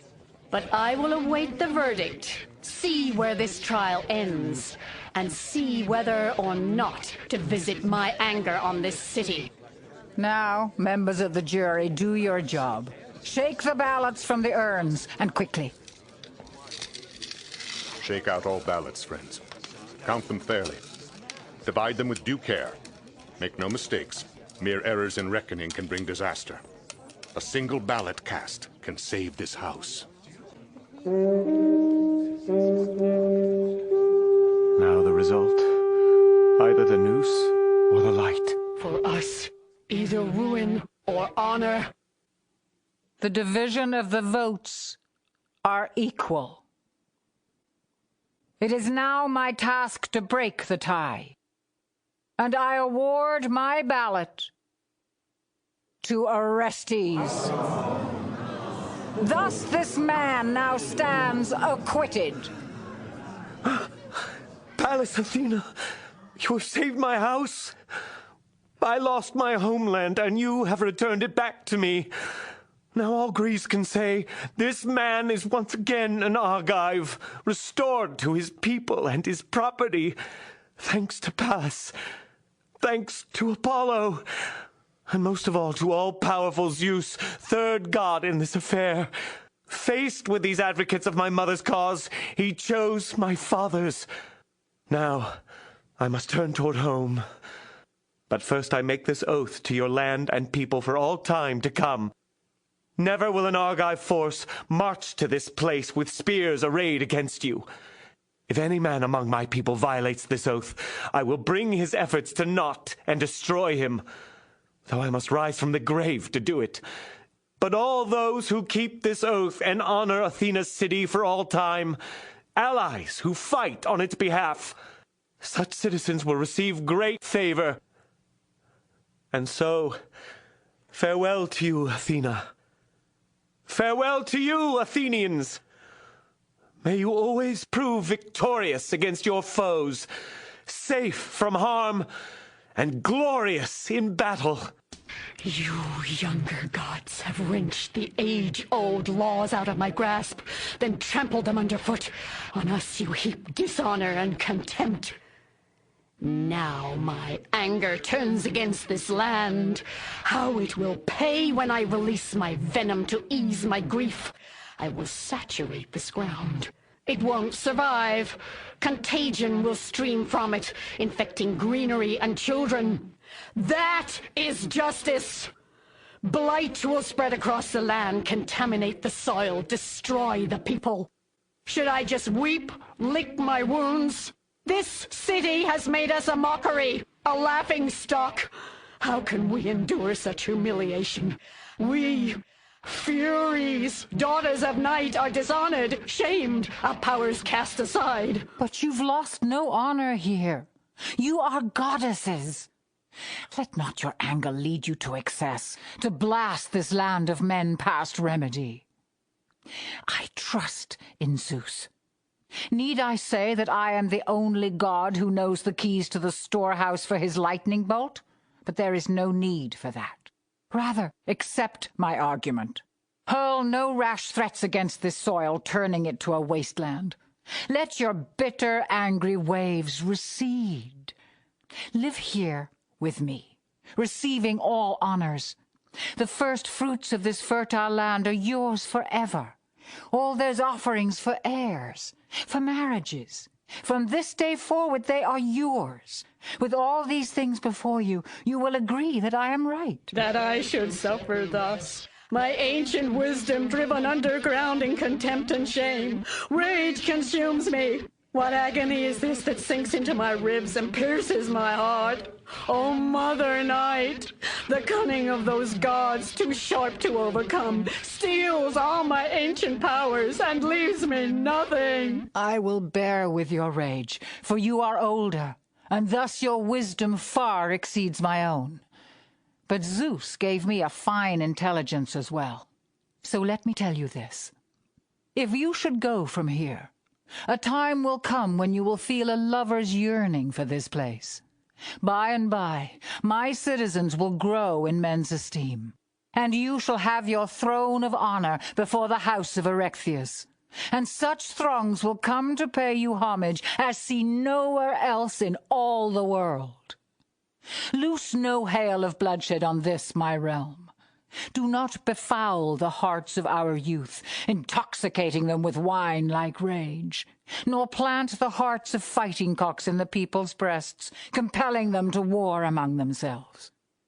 Let them battle in foreign lands, where they'll find foes enough who lust for glory. I want no birds who fight in their own nest. That is what I offer you. Confer blessings, and we will bless you. Take your honored place in a land the gods all love. That I should suffer thus, my ancient wisdom driven underground in contempt and shame. Rage consumes me. What agony is this that sinks into my ribs and pierces my heart? O Mother Night, the cunning of those gods, too sharp to overcome, steals all my ancient powers and leaves me nothing. I shall never tire of telling you of the gifts that await you here. So you can never say that I, a newer god, or the men who hold this land, failed to revere such ancient deities and barred our gates against you. No.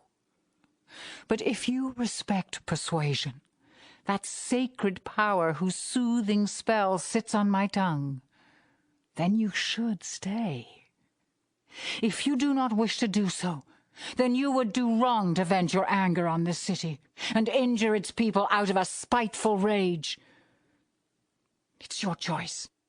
Take your just portion of this land and full entitlement of honor. Queen Athena, this place, you say, is ours. What exactly is it? One free of pain and care. Why not accept? If I do, what honors would be mine? Without your blessing, no house could thrive. You grant me that much power? I do. Together we will enrich the lives of all our votaries. This promise you make for all time? Yes. I keep my promises in full. Your magic is working on me, it seems. I feel my rage waning. Then stay. You will never lack adherents in this land. A strong desire has come upon me to bless this place. Tell me what to say. Speak nothing of brutal victories, only of bounty from the earth, the ocean depths, the skies. Let gusting zephyrs caress the land in radiant sunlight. Our herds and harvests overflow with plenty, so they never fail our people. May their seed endure forever. May they prosper in measure to the honor they bestow upon you. Love these virtuous men, the way a gardener loves his growing plants. Keep this race free of strife. These things are yours to give. For my part, I will give this city triumph and fame in deadly contests where men see glory, so that everyone celebrates victorious Athens. Then we accept this home, and will dwell here with Athena. We will protect this place which she and Ares and all-powerful Zeus hold as a divine bastion and glorious sanctuary for all the Grecian gods. I make this prayer for Athens, predicting fine things for her. Bounteous harvests bursting from the earth beneath a radiant sun. My citizens, I have providently set these goddesses among you. Powerful divinities, implacable, whose purpose is to guide all mortal striving. He who has met them in their wrath knows not where the blows arise that assail his life. For the offenses of his ancestors hail him before them. His destruction is silent, but grinds him to dust for all of his loud talk under the furies' anger. Hear me pronounce my blessing. Let no winds destroy your trees, nor scorching desert heat shrivel budding plants. No festering blight kill off the fruit. May Pan foster the fertility of the flocks. To every ewe, twin lambs all born in season. And may the fruit of the earth, the embedded load, yield bountiful treasure, gift of the gods. Do you hear that, you guardians of my city? The blessings they will bring? They are powerful, the Furies, among immortal gods, among the dead below. Among living men they work their ends for all to see. For some, a life of song, for others, a life of tears. I forbid those deadly accidents that cut men down before their time. And all you gods with rightful powers, let our young girls all find husbands. Hear our prayers, you sacred fates. Our sisters, you children of the night, who apportion all things justly, who have a place in every home, who bear a weight in every time, most honored everywhere among the gods. I am gratified to hear these love-filled blessings conferred upon this land.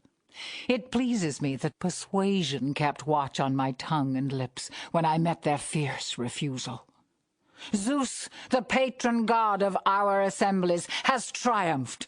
Our struggle here for justice has left us ever victorious. I pray that man-killing faction may never roar aloud within the city.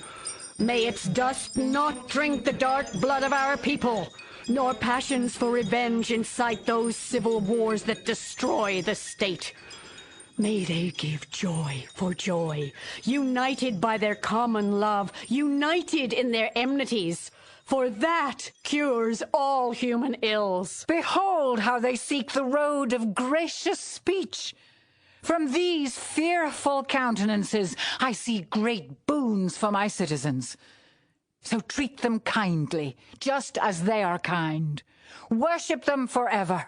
Thus you will keep your land and city on the path of justice and thrive in everything you do.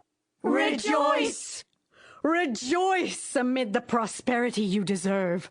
Rejoice, you who dwell with Zeus, who love the virgin goddess as she loves you.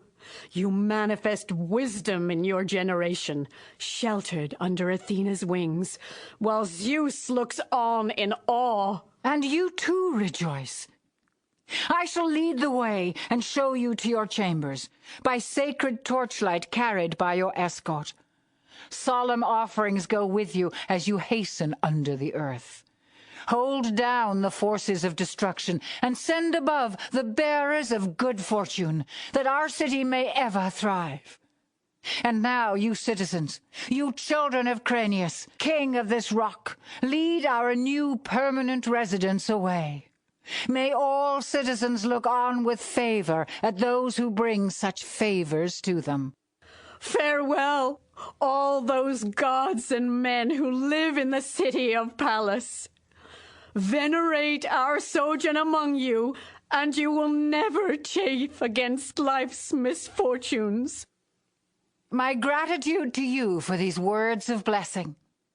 Now I shall guide you down by blazing torchlight to your homes beneath the earth.